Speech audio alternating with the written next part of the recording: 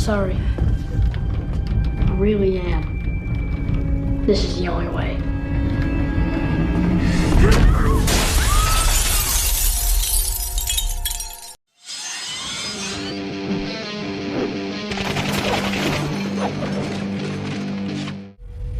Oh my God. Like a dream. It was an ambush. How many did you save?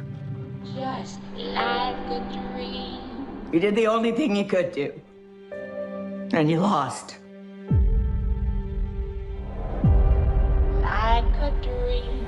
Look, we're still in this thing. The day you walked away. But we have no idea what we're dealing with. Unfortunate.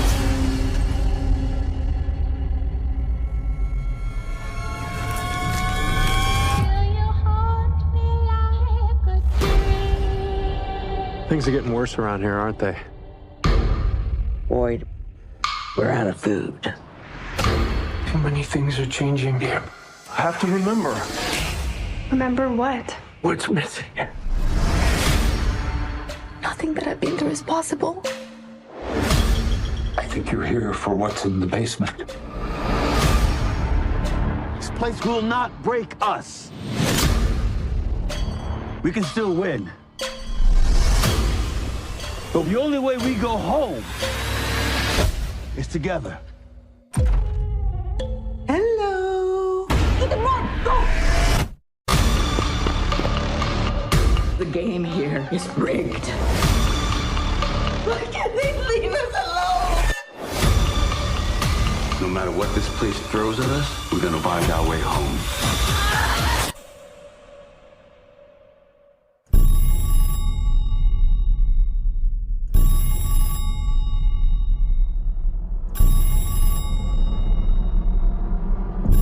Everybody just talks about how afraid they are of dying. Well, I don't think that's the worst thing that can happen to you here.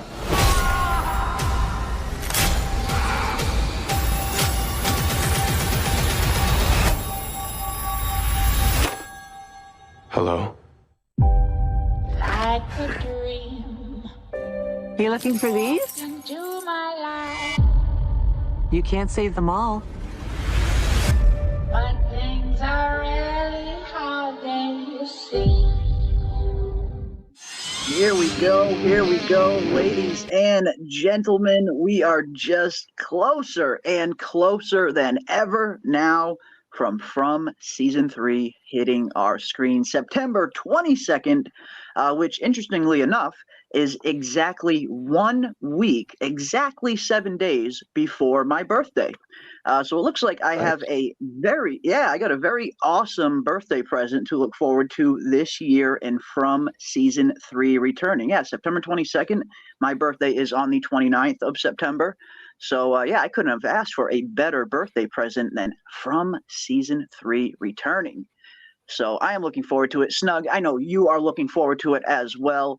And we are going to be diving into it. I know it's going to be freaking awesome. It is going to be awesome. And I know all of you in the chat are definitely looking forward to it as well. And tonight, Snug and I are going to be hanging out with all of you, taking a look at some of these awesome shots that we got in this new trailer. And of course, we want to hear from you guys in the chat. What theories do you have for season 3? Where do you think the story might be going? What character arcs in particular are you really looking forward to seeing? And everything in between, we want to hear from you. But welcome, Snug. You ready, my friend? You ready for From? Oh, yeah, this is looks like we're going to get a lot of answers this season, so I'm really excited about to see that and how they're going to take it. And you were saying that that they're going to give us a lot more information on the town and kind of let us know what the mechanics of the town are. Is that right? It looks like we saw a really interesting interview with John Griffin, the writer and creator of From, recently. And in the interview, he says, and quote, the true nature of the town will come into focus in season 3. So it looks like, yes, we are going to have some answers this season. And we did hear some other reports of some of the MGM bosses hearing some of the fans' concerns during season 2 in terms of not getting a whole lot of answers. So it seems like they have taken that into account for season 3. And it looks like we are going to be getting some kind of answers in this season. And just from that one quote alone from John Griffin has me so excited in terms of finding out what the quote unquote true nature of the town coming into focus, what exactly does that mean? But I guess we're going to find out. I guess we are going to find out. I cannot wait. And welcome, Ravener, as well, my friend. Good to see you. I know you are definitely ready for season 3, as are we all. Yeah, absolutely. And it was really cool to see. I mean, immediately upon getting our new trailer, people just like dove right in, went over it with a fine tooth comb. And some things some things became clear, because I mean the one that we did, it had barely been out for a couple hours, and we didn't know, because we're not sitting there refreshing the computer constantly. So it was probably in the wild for an hour or so before we even knew about it. So we watched it a few times. I enjoyed it, getting an early shot at reviewing it and just giving like first impressions and stuff. And some of my first impressions were wildly wrong. They were just, I mean, but the thing is, that's the nature. And I did, I'm not one of those people that like looks to get offended all the time, but sometimes it just, they're like, "Oh, Ravener doesn't know what the fuck he's talking about." I was like, "What?" I'm like, dude, I'm like reacting to something, I'm like giving you my first impression. But yeah, no, some of it was super, but it was also very valuable. Some of the stuff that people did make, like improvements or correlations, just a few things just off the top of my head. And you just sent me the link. I didn't do any prep for the show. I'm just going off of what I've picked up in the last few days or whatever. But like the picture of Eloise, like front and center, everything else had a black frame, and the one of Eloise alone had the gold frame, and she's wearing the exact same sweater. And they said, yeah, the color is a little different between like in real life and the one in the picture, but the pattern is exactly the same. So I have to assume, and that is one of those things. I'm not really one of those people that say like, oh, there's a cup in the background, and obviously it has, I mean, that's the key to the entire show. But that's one of those things that's, I mean, it's pretty obvious that it relates to what's going on, that kind of stuff. And that's the thing about a show like From compared to some other shows where, a good amount of time when you see random stuff in the background on From, yes, there is a good chance that the writers and directors put that there for a very specific reason, and it is going to have some kind of plot significance, where other times clearly they throw in some red herrings every once in a while. I mean, which is to be expected in a show like this. I'm sure they want to throw the audience off every once in a while. But yeah, some of the background stuff that we kind of catch on like the second viewing or third viewing, when you really start to catch some of the background stuff a little bit more. Yeah, I definitely think a lot of it is going to be significant. And a lot of people were pointing these pictures out when the trailer dropped as well, in terms of, holy shit, is this young Victor and young Eloise? And I cannot wait to see this part in particular, and to figure out who exactly this dude is. And it looks like, I know we were looking at some of the season 3 leaked photos when the filming of season 3 was going on. It looks like we have finally identified one of those people that are on the street with Tabitha in that leaked season 3 filming photo as this same dude right here. So some of the pieces are starting to come together concerning some of the leaks that we got during season 3, now with the trailer coming out and kind of confirming some certain things. It does look like we're going to have a very, very interesting season in terms of, moving this plot forward. Yeah. And I like that. Go ahead, Snacks, please. Well, did you say that there are going to be 2 more cast members? Is that what the news was? At least they talked about 2 new cast members, and they talked about 2 new cast members in a recent interview. This being one of them, and the other one being the new female officer, female cop that we see in the trailer as well, that arrives in Fromville. It looks like they arrive in an ambulance. So there is some new cast members. What's that? This guy arrives in an ambulance, or he's just the new cast? No, that's just a new cast. That dude right there was just a new cast member that is going to be part of Tabitha's storyline when Tabitha is in the real world. But another new cast member that is going to be inside the town is this cop right here. This is one of the new arrivals to the town. And Right. it looks like they arrive in a sweet, awesome new ambulance by the looks of it. Mhm. So, and it looks like they are arriving at night too, which is, of course, the Yep. most dangerous time to arrive in the town of Fromville. I mean, we've seen, Boyd, when his family arrived, they arrived just as it was starting to get dark. So Father Cartree had enough time to kind of get them out of the car and get them hidden. The Matthews family and Jade, of course, were lucky enough to come during the broad daylight. But the cop is not looking as lucky. If we look over here in the corner, and almost looks like the EMT that might have been driving the ambulance here Mm. might already have been killed by Oh, one of the yeah, could be. monsters.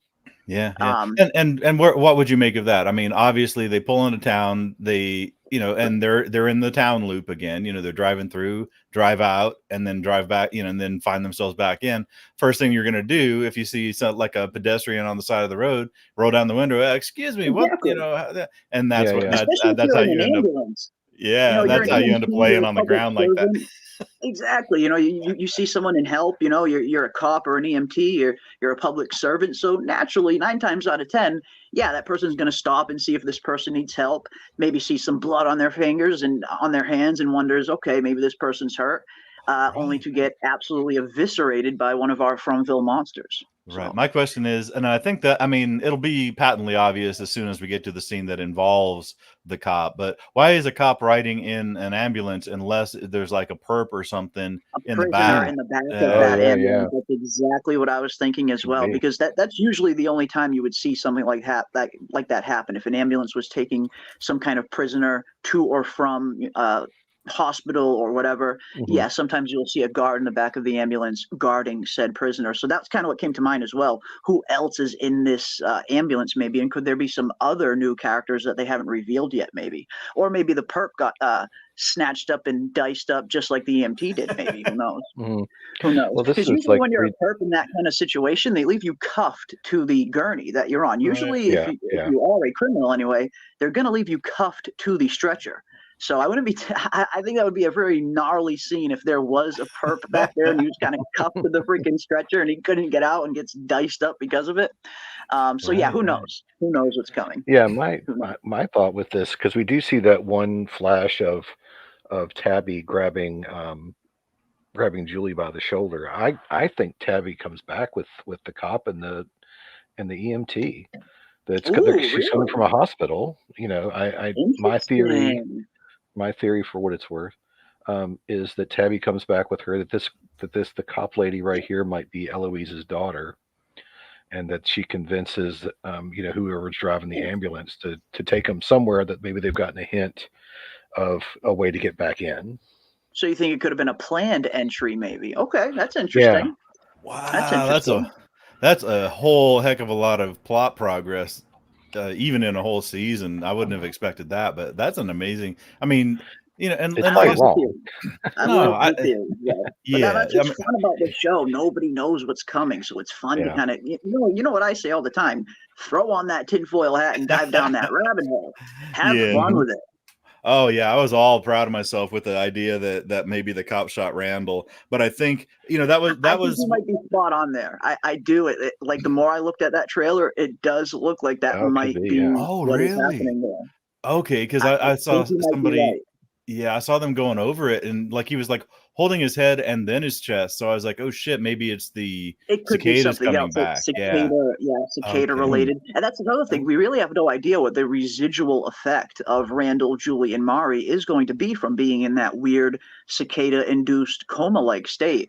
And who Right. knows, maybe there will be some kind of lingering after effects where it mentally affects them. And who knows, maybe that's what we saw. That's very possible as well. Mhm. Okay. Very possible as well. But no, we got I think either way, it does look like we have a really great season to look forward to. It looks like we not only have some new characters that are going to be introduced, but it looks like we might even have some new locations inside Fromville that might be revealed as well, which of course we have been dubbing here Cannibal Village. And I love the chat for coming up with that name, Cannibal Village. I hope that one takes among the fandom, because it's so spot on, especially in terms of, a lot of our theories of there potentially them running into cannibals after seeing this weird, creepy dude sipping out of that skull. And this one poor, unfortunate character running sort of smack dab into a bear trap. So it looks like we're going to have some very interesting things from season 3. And I cannot wait to see where this thing goes. I cannot wait to see how the plot advances. And more importantly, that one quote has just been stuck in my head from the writer and creator in terms of the town's true nature coming into focus in season 3. That I cannot wait to see. But yeah, we're going to dive into everything. But as always, we want to hear from you guys in the chat as well. And speaking of the awesome chat, let me scroll over here and say what is up to y'all. See who we got in this awesome chat this evening. It feels so good to be back talking From, especially with some new material. It feels good to be back talking From. We got Dr. Deb in the house. What is up, Dr. Deb? Good to see you, my friend. Welcome, welcome. See Kiwi Skirt in the building. What is up, Kiwi? Always good to see you, my friend.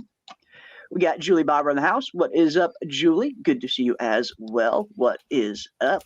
We got Nisha in the house. What is up? Good to see you guys as well. We got Purple Alizé in the building. What is up, Perp? What is up, Herp? We got Fletcher Targaryen, our good pal Cromonocle in the building. What is up? Good to see you.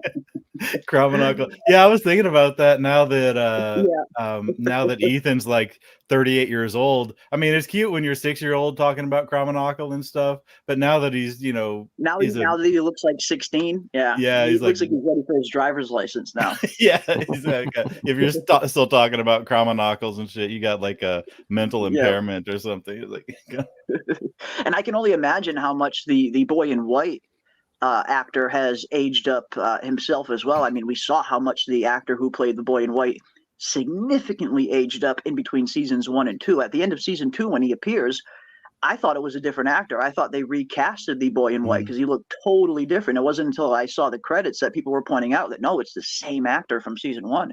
Kid just grew up so much.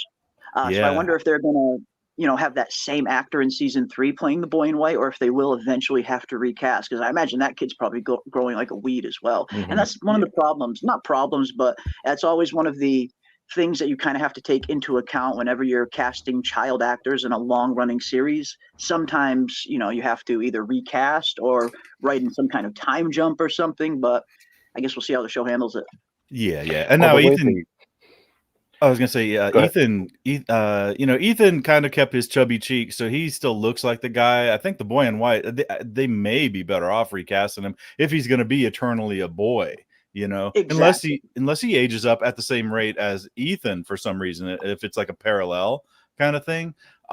But yeah, sometimes, I mean, we've seen that many times when kids hit a certain age, like suddenly the childly cuteness goes away. We saw it, look at like Arya Stark, now, or what's her name, Maisie Williams. She went from season 1 to season 8, totally different person. Yeah. And now she looks like something like the house elf at Malfoy Manor or something. You should.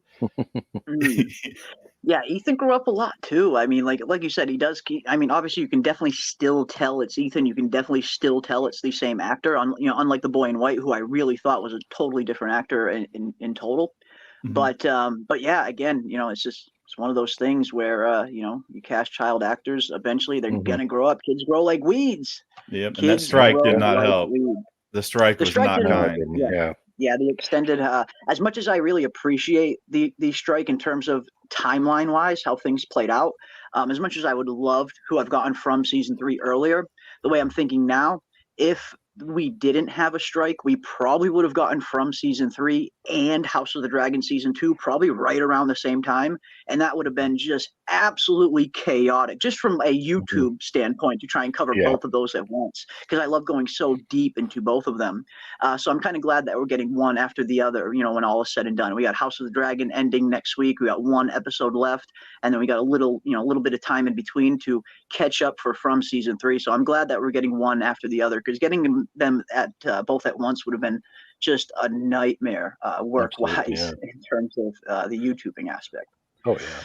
But yeah, here we go, guys. I think they can easily recast the boy in white, because I think it's pretty clear he's not really a boy in white, so they can give him a different manifestation and just drop the boy in white completely. Mm-hmm. And that's the thing. We did hear, and Sarah did have a very interesting line, pertaining to the boy in white, how he appears like a boy, but she doesn't think he's really a boy. And we, as the audience, know that he's not really a child. We know that he's been at least in that state since, Victor was a child. So this boy in white is clearly much older than just your average boy. So who knows? Maybe he can take on other forms. That could be another kind of way that they could kind of explain the recasting of the boy in white if he kind of pops up in as a different actor at some point. But I'm really looking forward to the first interaction between Tabitha and the boy in white after the push out of the lighthouse. Oh, That'll be yeah, like hey, about that last meeting. Yeah, no hard feelings. Yeah, the bygones be gone. Yeah. Let's lower the temperature of the rhetoric here. Yeah. We got Darren Boy in the house as well. What is up, Darren Boy? You got Xavier Anderson. What is up, Xavier? Awesome. Got Zaid Comics in the house. What is up, Zaid? Good to see you, my pal. I hope you are doing well. Hope everything is going good on the indie comics front. My good pal Zaid Comics, phenomenal independent comic book creator. If there's any comic book fans in the chat, check out Zaid Comics. Got some really, really interesting stuff. Dude's awesome. And I almost never like personally vouch, but that's one like franchise that I'm actually all in on. I will be buying everything that he puts out in the Lost Pages franchise. Oh, same here, yeah. Awesome. Absolutely. Awesome. It's a great series. And I'll drop the link in case anyone wants to check it out. Mm-hmm. Awesome. And this is definitely a question that I have been wondering myself, and I've heard a lot of other people bringing up this question in particular. Why was everyone outside at night? Does the ambush happen at night? And that's a very, very fair question, because when we look in this trailer, we do see tons of characters outside at night. We see Jade out at night, Julie out at night, Sarah out at night. We see who else? I know we see more. We see Randall out at night. We see tons of these characters just out at night. Mrs. Wu, Tien Chen, yeah, that's right. Even she is out there at night in one of the shots. So yeah, I wonder what exactly is going on there. Is there some kind of ambush that happens at night, or potentially does this ambulance arrive at night and the survivors of Fromville risk leaving their houses to potentially save who's in the ambulance? That's kind of the only two things I could think of. Maybe some kind of ambush. Yes, that's possible. But this ambulance also kind of brings up another possibility, that we do see that it does arrive at night, and the townsfolk, especially Boyd, probably wanting to have the urge to save whoever this is, because that's just who he is. That's who his nature is. That's just in his nature. He wants to try and save people. So I wouldn't be too surprised if a few of them kind of risk it by coming out of their houses at night to try and save who's ever in this ambulance. But like you said, the ambush is a very real possibility as well, because we even hear Boyd say that in the season 3 trailer. It was an ambush. Yeah, I got a theory on that one too. I think that I'm guessing that what they did is the farm animals that it was cold, so they put them in the barn, and then the monsters let them out of the barn, and they go out to try to get them back in, and then that's where they get ambushed by the monsters. That's really good. My theory. Okay. I like that. I like that a lot. I mean, because we do see that one super creepy shot of the milkman monster. Here it is. We got the milkman monster. He's walking up to the cow.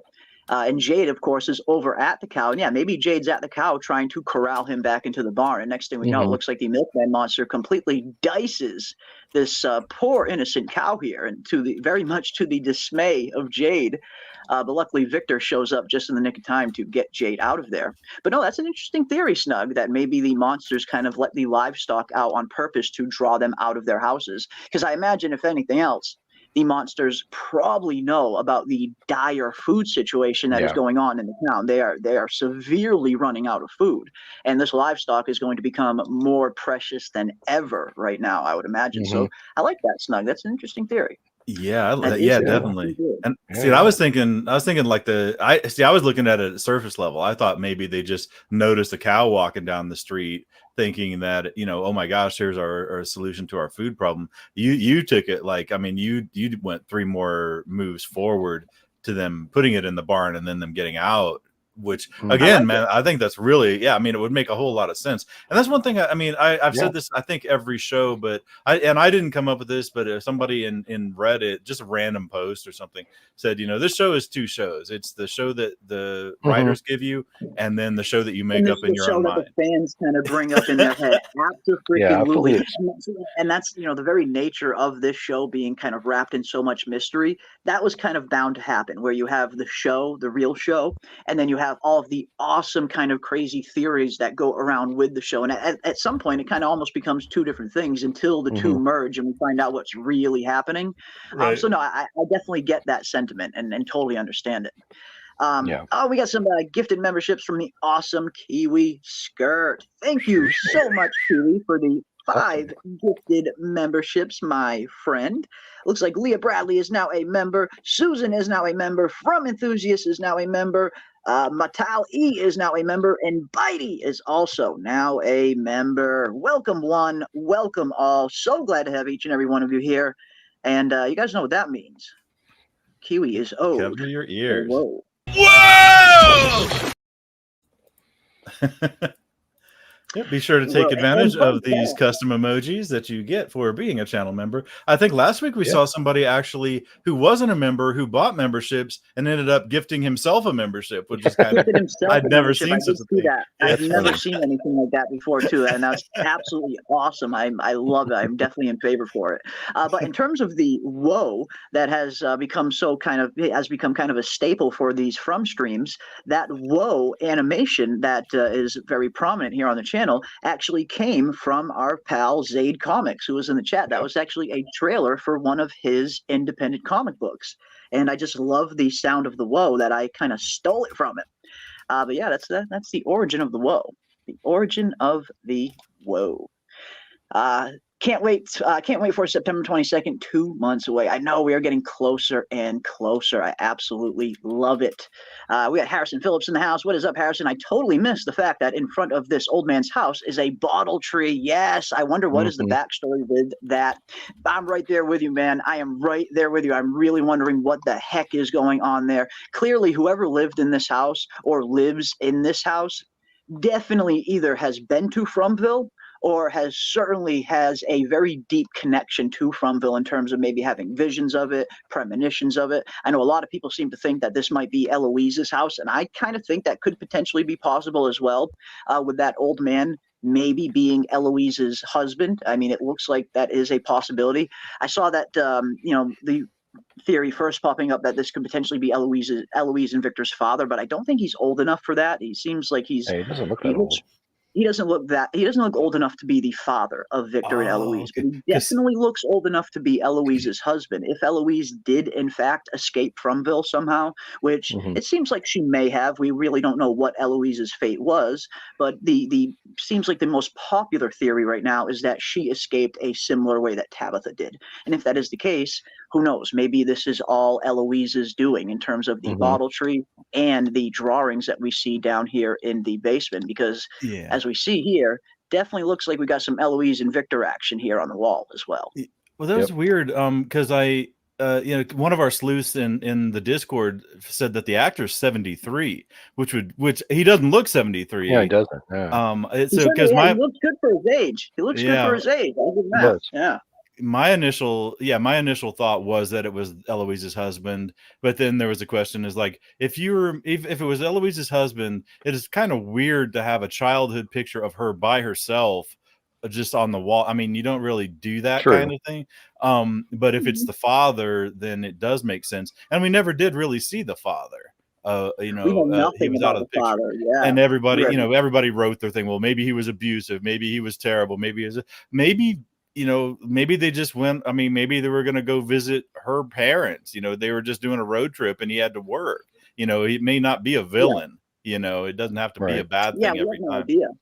I actually really enjoyed the theory. I mean, I get the feeling it probably won't end up being true, but I always really enjoyed the fan theory that Christopher could potentially be Victor and Eloise's father, just because how kind of closely tied to the young Victor storyline he was.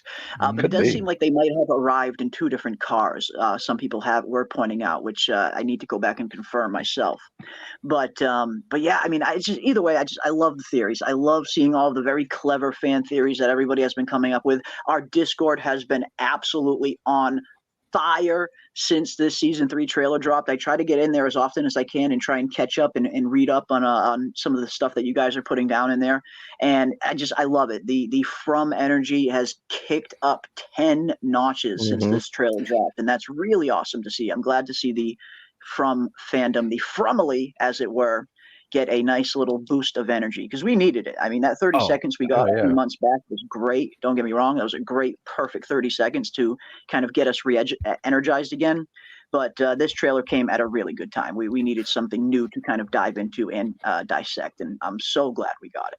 Yeah. Now, if you are really into the theory crafting and the deep dives and going over frame by frame with a fine tooth comb and finding significance and everything, like, oh, there's a dollar bill posted to the wall of the diner and there's a character named Bill, therefore they're intimately related, and they that kind of stuff, you definitely jump into the Discord, because people will dive deep, man, and they'll go over and they'll make so theory crafting is alive and well in the Fromville Discord on Jeremy Ice and Fire. So absolutely. Yeah, it's been some awesome stuff in there indeed. Let me catch up a little bit with the chat, and we can dive into some more of these interesting theories. What if the man with the pictures in his basement is the father of the Ankui children instead of being a parent of Victor? Ooh, interesting. That's an interesting take. I don't think I've heard that one yet, but I like it. I mean, we do see a clear connection between him and the Ankui children. We see them very clearly drawn as these are definitely the Ankui children. That's an interesting one. That's an interesting SL. That's a very interesting one. I don't think I've heard that one yet. That's a possibility. I like it. Yeah, I like it. Oh, wow. I knew the voice was Ravener, but I didn't know it came from Zaid's art. Very cool. Yeah, Zaid is... the dude is killing it in the independent comic world. Absolutely killing it. Clarence Brown says at least 3 main characters die this season. Who will they be? Oof, interesting. I guess I gotta defer to my co-host and you guys in the awesome chat.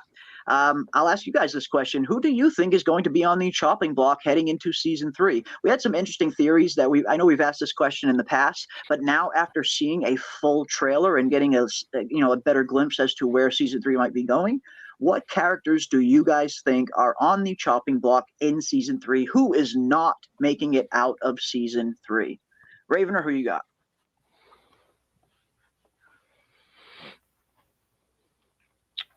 Well, while he's up there, I'll say I think it's going to be Tin Chin. I don't think I think she's the one that's wrapped up in the blanket. I think that she gets killed. Think it might be her funeral? Yep. Okay. Yep. Okay. Interesting. And yeah, we do see Tien Shen, what looks to be in a very perilous position in this season 3 trailer. She's out there in the dead of night. Hopefully someone can get out there and help her out, because I don't want to lose Tien Shen. I do not want to lose Tien Shen. Yeah, but no, it's a good pick. A lot of people seem to think that she might be on the chopping block in season 3. I've heard that name being thrown around probably more than any other character in terms of who that funeral and who might be in that potential cart at the beginning of the trailer. I mean, the small foot on the cart. I mean, everything every little breadcrumb that they've given us leads to that idea. Now, it could be a huge red herring. We see, because the thing is, they're not addressing it direct. I mean, they're not showing it directly. We got the little foot. We got Kenny throwing the silverware caddy at the thing. Obviously, and he had the flowers in front of him. So, somebody dear to him must have been at that funeral, if indeed a funeral it was, which I do think it was. But so it's obviously somebody that is close to Kenny, where he would have the flowers, that he would take him as a remembrance. Could it be Christy? I mean, I think that's possible. I think, will they tip their hand though? I mean, if it's guaranteed that I didn't see anything that guarantees the 3 main characters, because it might be somebody like the eye patch girl or Clara, or It could somebody just like be a that. background character, and that's a very real possibility. And we've seen trailers do that before, where they'll hype like a certain scene up to make the fandom think that it's going to be a very kind of prevalent plot point, and then you get to the actual episode and it's just a complete red shirt no name that gets killed. Somebody from Colony House is going to die. Oh shit! Okay, no, it's Tobias. Oh, okay. Or Matthias or whatever his name is. Yeah, it's like okay. Matthias. Yeah. So technically, you're right. But guess who we haven't seen? And they made a good point. Adele isn't in any of these things. Does that mean anything? Well, Cowboy isn't in the long one, so whether they're there or not. Dale. I'm trying to think of what characters we don't see. We see Elgin only for a split second in this trailer, but he does make an appearance. Most of the characters between the 30 seconds we've gotten previous and this trailer, we have seen most of the characters, I want to say. We haven't seen the bus driver, though. We have not seen the new bus driver that was introduced. Bacta. We didn't see Bacta anywhere either. And I don't think we saw. Did we see Tilly? Did we see Fanny Pat Granny? No, she's in the funeral. She's at the funeral. Oh, is she? Okay. Okay. I think we did see her sitting in the church at the funeral. Yes, I think you're right. She's at one of the outside rows. We know we see Donna. We know we see whoever this new character is as well. Potentially this whole cannibal village plot line that might be popping up, which has been very interesting to see all of your awesome ideas on that. But yeah, maybe it's who's going to be in the cart, guys? Who is going to be? Whose funeral is this?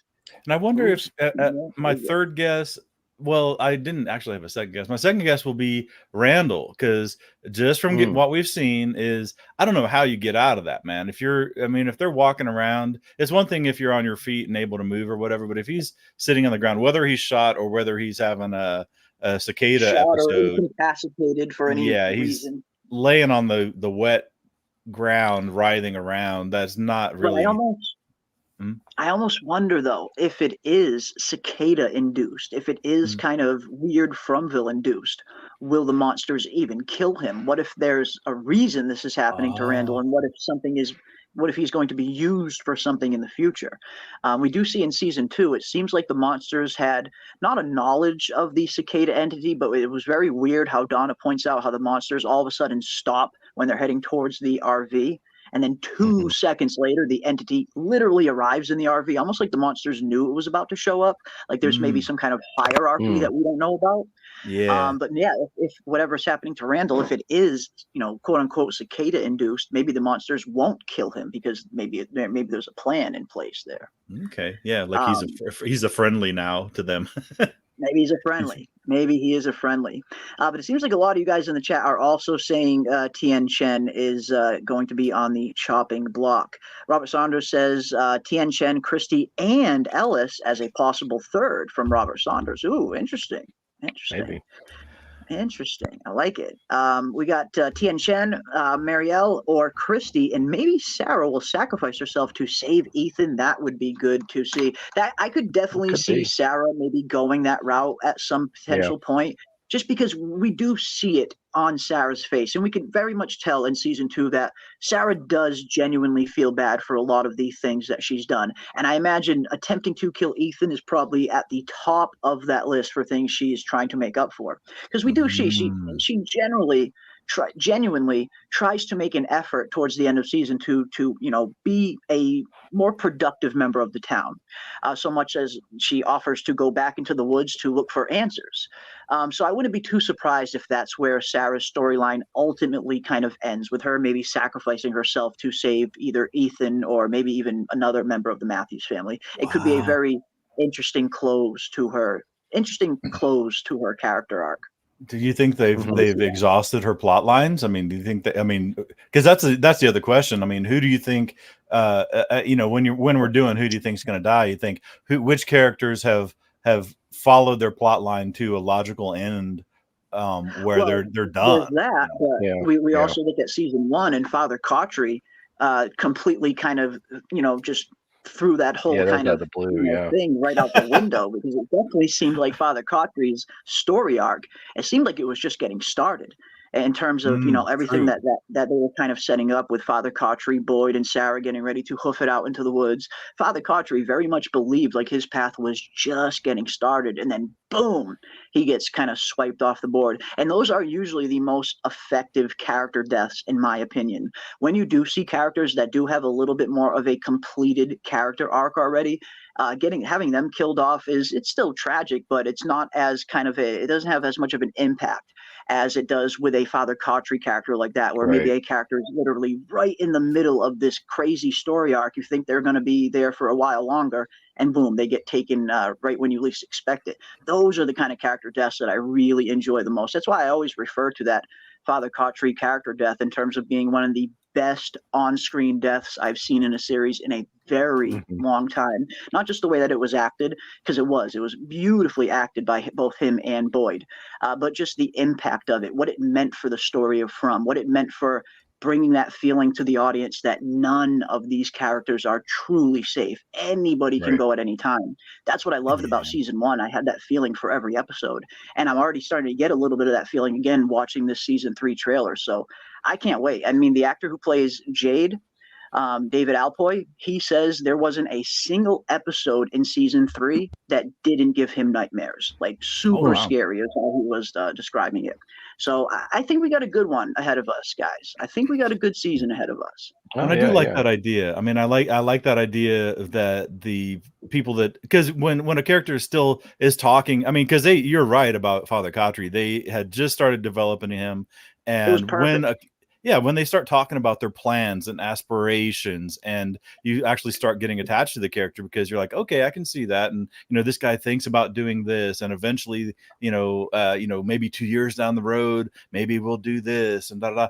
And then they die the next thing. It's like, wow, okay, all Yeah. Mhm. that's gone, wiped away. And that's how death hits you in real life, though, too. I mean, you It's might, unexpected sometimes. I Sometimes gotta, you can prepare for it when you have a yeah. sick, when you have a sick family member or something. Sometimes you can prepare for it. Sometimes it just comes right out of nowhere, and I know that personally.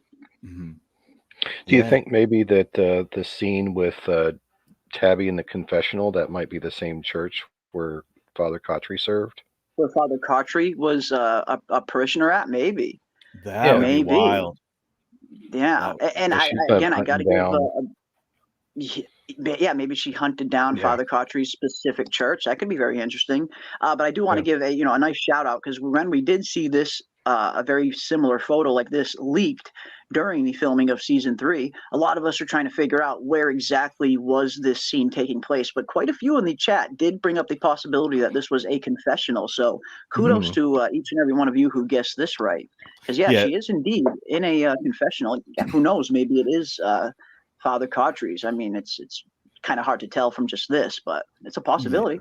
Yeah, and it very much looks like it. Yeah, that's what I thought initially. I didn't even know that that was in question. But I guess if you're not Catholic, you might not be familiar with because priests will talk to you outside of. They'll talk to you in their office. They'll talk to you on the street. But yeah, if she wanted something to be sealed, like the thing about the confessional is that it's sealed. There is like the Mhm. privacy of the confessional. And if she's gonna say something that I mean, if you say this to somebody randomly on the street, "Hey, man, I just came from a town where monsters come Just out got at night and sucked kill." into this Monsterville town. Yeah, and Any then I got ideas on pushed out how of I a handled it? lighthouse, yeah, and ended up in the hospital. They're gonna put you back in the hospital, but they're gonna put you Yeah, on the special yeah. floor. And she even says it in the trailer. She says the things that I've been through, nobody will believe. I mean, and of Mhm. course they won't. I mean, it's absolutely nonsensical. If someone came up to me, even someone as beautiful as Tabitha, yeah, I'd look at her like she was, taking some kind of crazy pills in terms of all the weird stuff that she would probably describe that she went through being in Fromville. Mhm. So yeah, how do you tell people where you've been? I mean, unless it's somebody who already knows about Fromville, which it does look like she does come in contact with something along those lines based on Mhm. the house that she visits.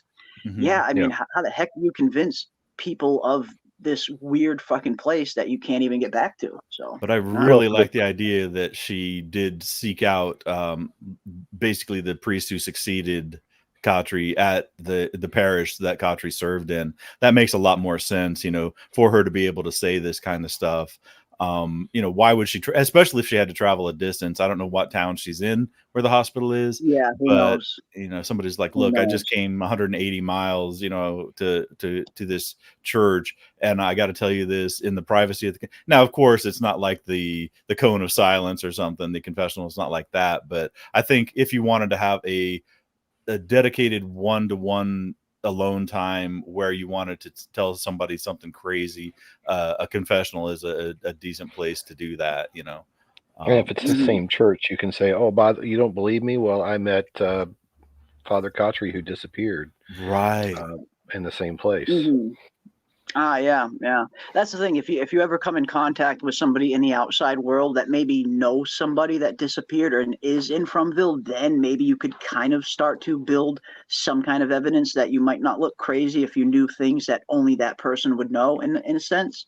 Mhm. But that's Mhm. again, I imagine that would be a very a rarity in Tabitha's position.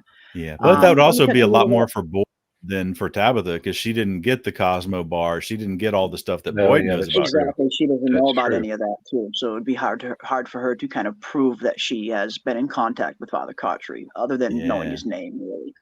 Let me catch up with the chat a little bit, see what you guys are saying. Leo V says Fatima is also like a secondary character who might not much who with not much importance they might kill her off. Yeah, and I mean you guys have heard me say it. I've had a very bad feeling that Fatima was going to have something horrific happen to her in season 3 with this pregnancy. I've had the feeling that this pregnancy is not going to be normal. I know a lot of you have been feeling very similar in terms Mhm. of something being off with this pregnancy, and it looks like we are getting a little bit more evidence of that. Now it's hard to tell if those Fatima scenes in the trailer were dream sequences or real, but it does look like she is having some kind of complications. We see her bleeding from the mouth. We see her looking very, very sick in one of the scenes, Mhm. and yeah, I get the feeling it is probably pregnancy induced. I don't think this is a normal pregnancy we are dealing with here in Fromville, but Yeah. yeah, maybe And Fatima is another one of the characters that is on the chopping block.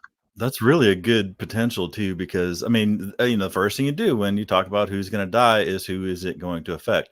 Well, we always said, well, it's going to affect Ellis. It's definitely going to affect Julie because Fatima was one of the first people that befriended her when she got to From. The reason why she chose to stay at Colony House initially, for Julie at least, and of course, Ellis. And now that it's going to be, she's carrying Boyd's grandchild. It's like, that would affect Boyd as well. Very much the same way as taking Kotri out. I mean, he wasn't, he was a character, but not a major one. But he was one of those touchstone characters who kept everything level, just like taking out Tian Chen. She I'd was say one of he those was a man. touchstone characters who, she was a cook for everybody, for the diner, for everybody. So was she a major character? Not really, but she is a touchstone character where where her impact ripples through a lot of different people. And Mm, God, and I was no big fan of Kenny, but man, to lose the dad and the mom,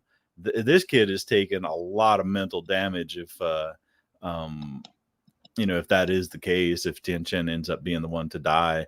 But you just you look at that little thing that people have on their desk where you pull the ball back and it hits, and then the other ball goes flying up. That thing, that perpetual motion thing. You look at yeah. all the people that are impacted by the death of one person. So yeah, somebody like Fatima would definitely ripple through a lot of the major characters. And Indeed. I mean, could you say that? I mean, you could say that about Christy to an extent. Yeah, you can I say mean, there's a lot of characters here that they could have some very interesting ripple effects if they are killed off in terms of mhm, a personal reaction or just a practical reaction in terms of like you said with Christy being kind of the town's only doctor. It's a very valuable role. They very much need her. They lose her, it's going to kind of reverberate throughout the town where it's going to be a big loss. So yeah, Right. there's personal character deaths, and then there's the practical side of losing some of these characters that'll kind of affect the town in a negative way as well. But let me just catch up a little bit here. We got some awesome stuff in the chat. I want to try and catch as much of it as possible. It's nice. I'm sorry. It is nice that Khatri turned around because someone was asking for his help, and his instinct was to help them. Father, that's a good point, Tyler B. That's a very good point. That is exactly what got Father Khatri killed. Ultimately, they were right there at the door. They had just kind of finished shuffling everybody in from Colony House, and Father Khatri was making sure that nobody was left behind. He hears Father, and he instantly turns around without a hesitation, without even thought of himself. He instantly turns around to see who needs help, and that is ultimately what leads to his death. So that's a very good point, Tyler. It was his selflessness that killed him ultimately. Yeah.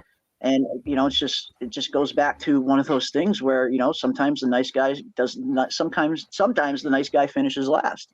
Even though Father Khatri was not without his faults. I mean, I will be the first to admit that in terms of kind of kidnapping Sarah and shoving her in the basement, he was a little bit weird. There was definitely a little bit of a weirdo aspect to Father Khatri. I'll be the first to admit that. But he was a very compelling character, character that I really would have liked to see more of, and a very impactful death. Will we see more? Will we see more of him? We'll see more. Think he'll get some more cameos?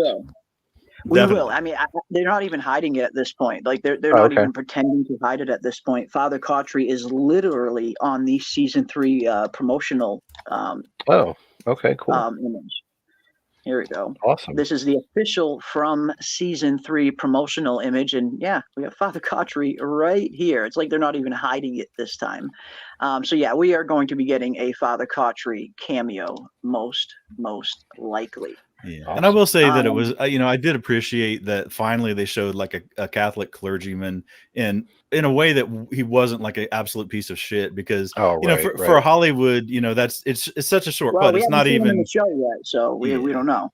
We don't know. But, I mean, for Hollywood, it's not even clever anymore. It's just like they automatic, they're never going to be a good guy or, anything admirable. And Khatri, he did some lying, he did some shifty stuff, but ultimately, I mean, like Leo V said, he died being a servant, which I think, and I think the vast majority, in most cases, there's a lot of examples of exceptions, but there's also the vast majority of people, I know Hollywood hates to believe it, and I know the general public hates to believe it, but there are people that are true believers, people that really are servants, people who do things for the good of other people selflessly.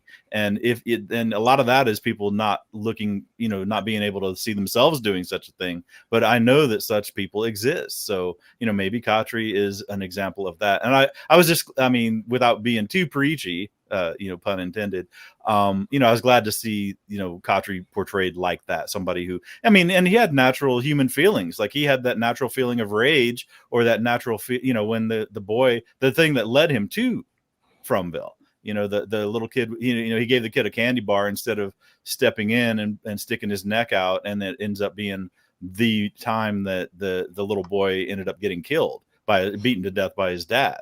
So, he definitely had, he has human traits, but at least they portrayed it in a slightly respectful way, which, in itself is a rarity in portrayals of Catholic priests and whatnot, anymore.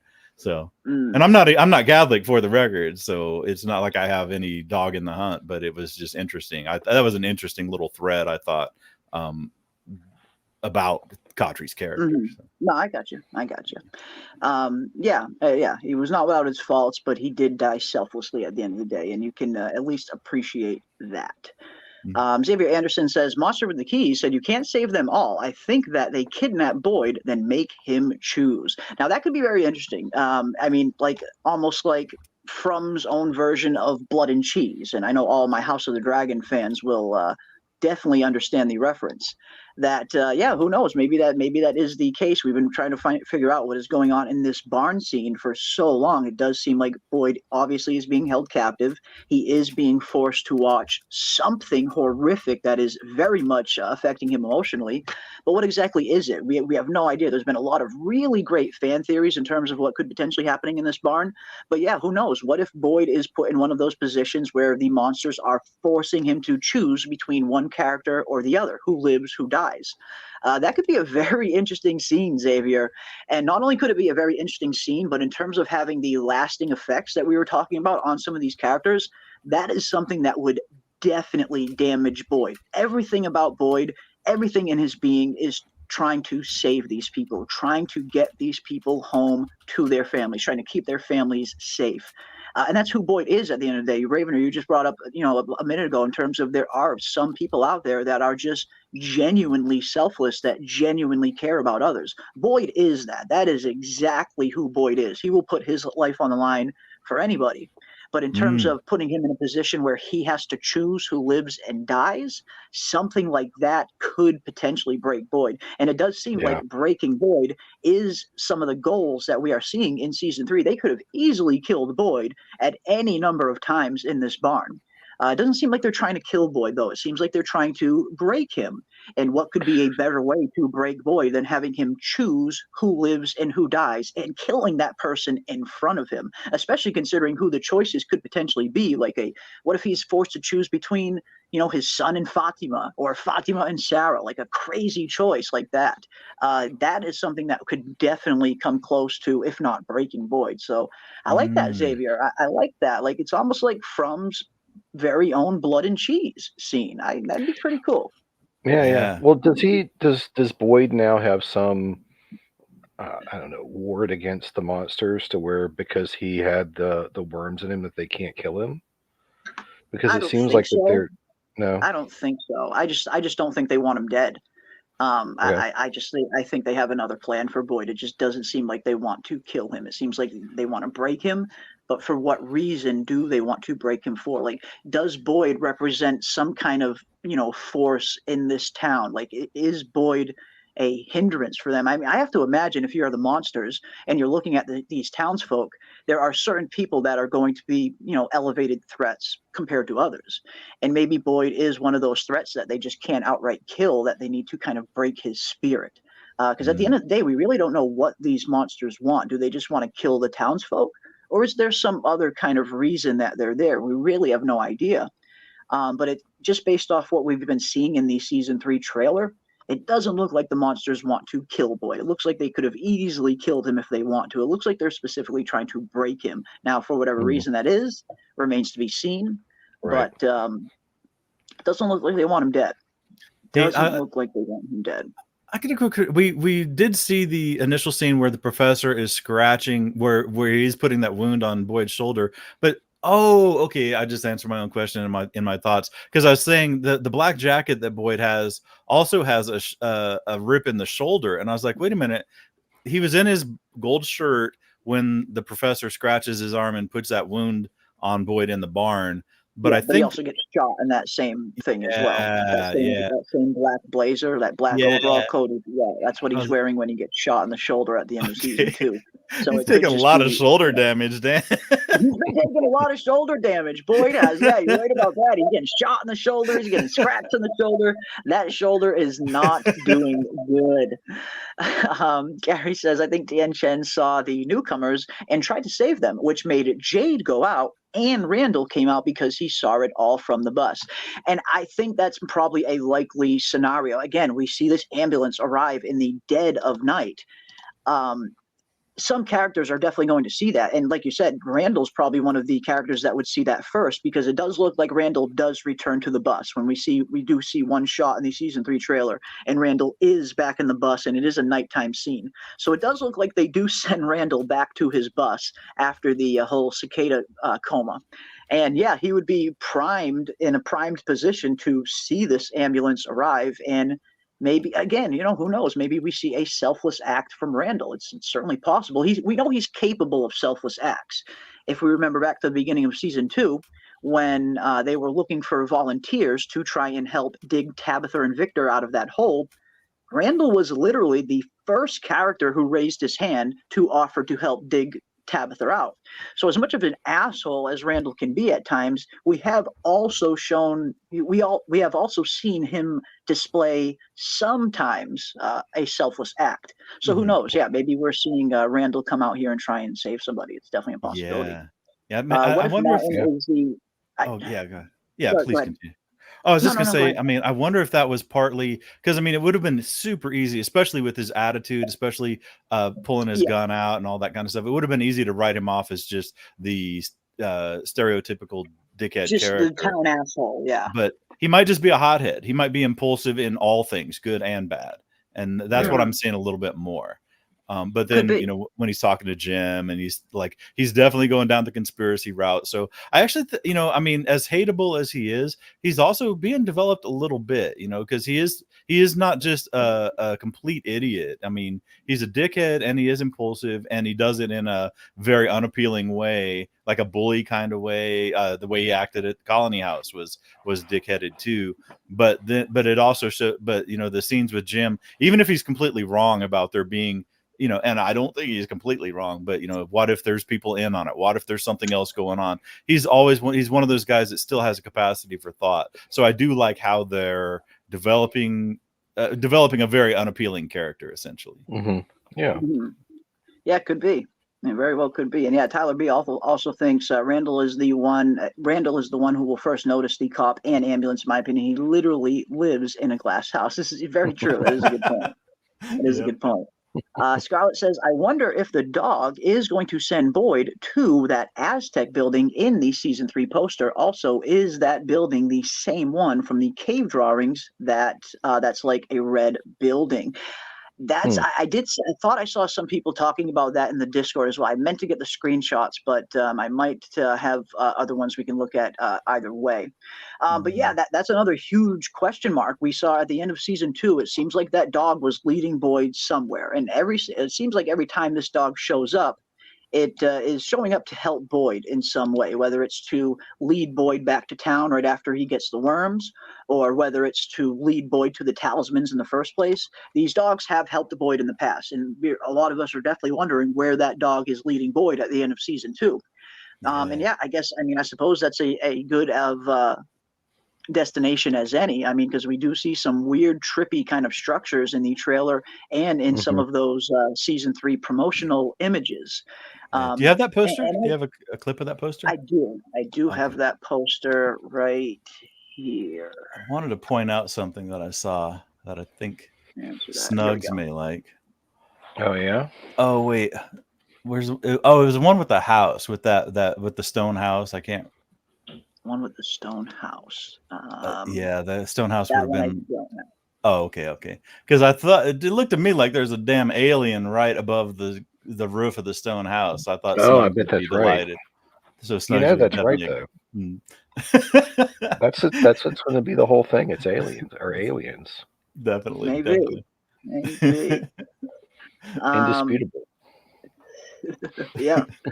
That's what got a young Eloise committed to the psych ward. The priest may believe her because he heard Eloise's story before. Now, that's pretty interesting. I mean, that is pretty interesting. If Eloise did, in fact, escape, and if Eloise did escape, it would have been when she was super young. We saw how young she was when we see the flashbacks to when she runs after her mother. So if Eloise did escape back then, she would have escaped when she was super young. And that is definitely the kind of story that a child probably wouldn't hold back. An adult would definitely know that, okay, I got to be careful what I say because people are going to think I'm crazy. A child wouldn't have that filter. A child would just say, holy crap, I was just in this crazy town and my mother and brother are still stuck in there and there's monsters that come out at night, yada, yada. That's something that a child would not have a whole lot of filter on. An adult would probably think before they say something like that. So Tabitha's probably going to pick and choose who she reveals any kind of Fromville information to. But a child, yes, a child like Eloise that is fresh after that traumatic experience, yeah, she's not going to have any filter in a situation like that. She will probably definitely spout out exactly what she has been through, and maybe that does ultimately lead her to getting sent into the psych ward. That's very possible. But if that is the case, like you said, it could, in some kind of way, at least there would at least be somebody else in this world that could corroborate Eloise's and now Tabitha's story if they're both saying the same thing, even if it's decades apart, which it would have been. I mean, if Eloise did mention that and it got her sent into some kind of psych ward, that would have been decades ago. And then all of a sudden here you have decades later this random lady and Tabitha coming out with almost the exact same story. It could maybe help. It could maybe help. Yeah, sure. Yeah.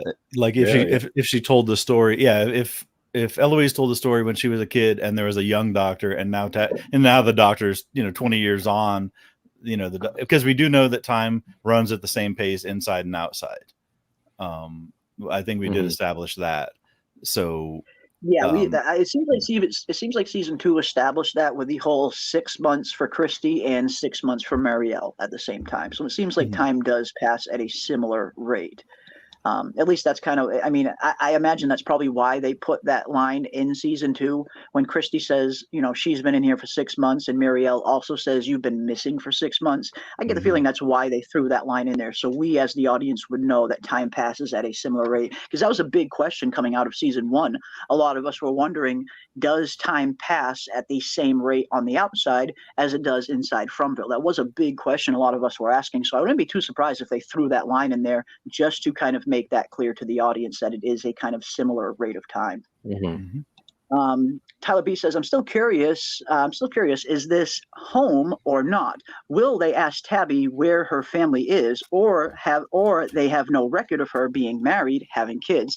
And this has been a pretty interesting theory. I've been seeing a few of you guys talk about both here in the comment sections and chats and in our Discord in terms of Tabitha maybe not being in her real world. And again, I mean, there's so much about this show that we don't know. We have no idea what the rules are. We have no idea like what encompasses this reality. Are there other alternate realities? Are there other Earths or anything like that? We haven't really seen anything that points to that being the case. I mean, anything is possible.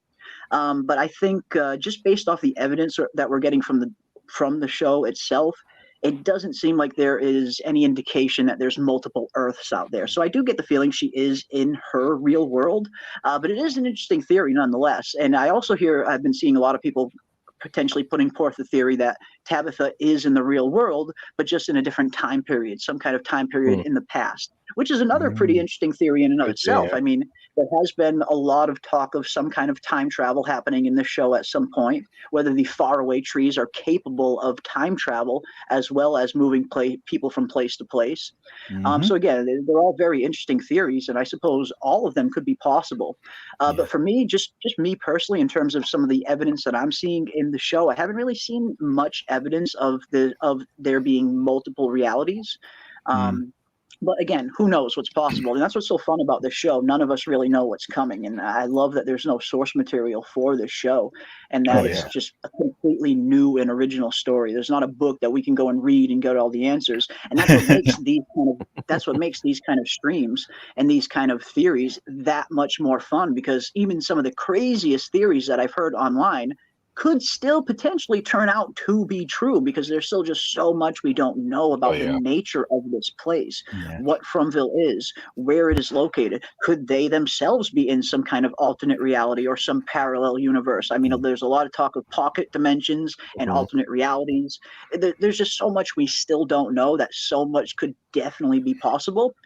But in terms of, I try to go off what I'm seeing in the show, and I love a lot of these theories, but until I see some more evidence that kind of points a little bit more definitively to there being maybe some kind of multiple Earth theory, then I will definitely get behind it a little bit more. But it's still a very interesting theory. Again, you guys know me. I love these interesting outside of the box theories. Definitely keep them coming. I love this kind of stuff. There was that one little, and this is again just a few frames, maybe a few seconds of video when she was in the lighthouse having her hallucinations, where she was somewhere else and then she was back, and then like she was actually walking backwards. She was like walking backwards or was running backwards, but also the camera was like rotating around her, like she was like walking through, and Fromville was abandoned.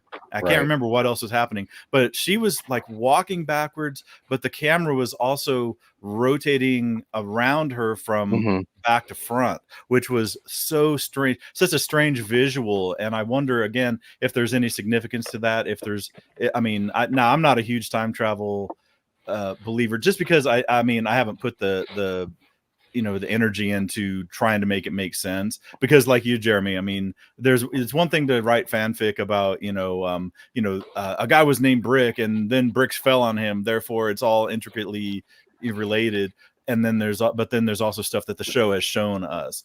And for shows that are mystery box shows where anything could be very significant, but it also could just be a snap decision by a set designer to put something in the background with no additional significance. It is tough, man. And I mean, that can go with costuming, it could go with set design, it could go with little throwaway lines. Maybe somebody thought it would be neat. I still think Millbrook, when Martin says he's from Millbrook, I still think it's utterly insignificant. I don't think there's any significance to that.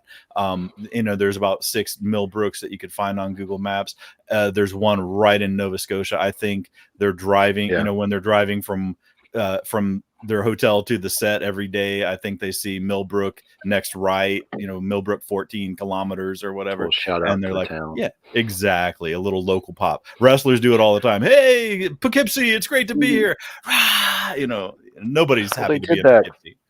Yeah, they did that with the no, they did that with the shirt that Marielle brought to Christie. That's a company that's in that area. The what was it? A towing company? Some trucking company or something. Yeah.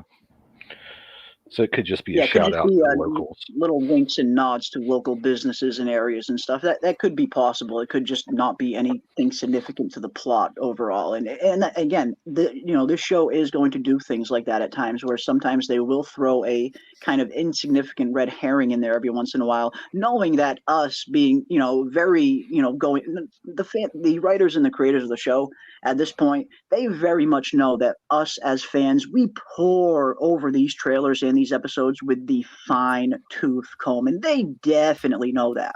So yeah, I would not be surprised if they are kind of dropping some things in there every once in a while, just to maybe make us go on some wild goose chases here and there. I certainly would be doing that if I was a writer on the show, and kind of just be pointing back and maybe laughing every once in a while. Because yeah, a show like this, just by the very mystery nature of it, there are going to be some things that might just be red herrings at the end of the day. Like in season 2, it seems like the bile was a big red herring. I know the bile could potentially come back and be used for something else. But in terms of the context of season 2 in isolation, the bile was one big red herring at the end of the day.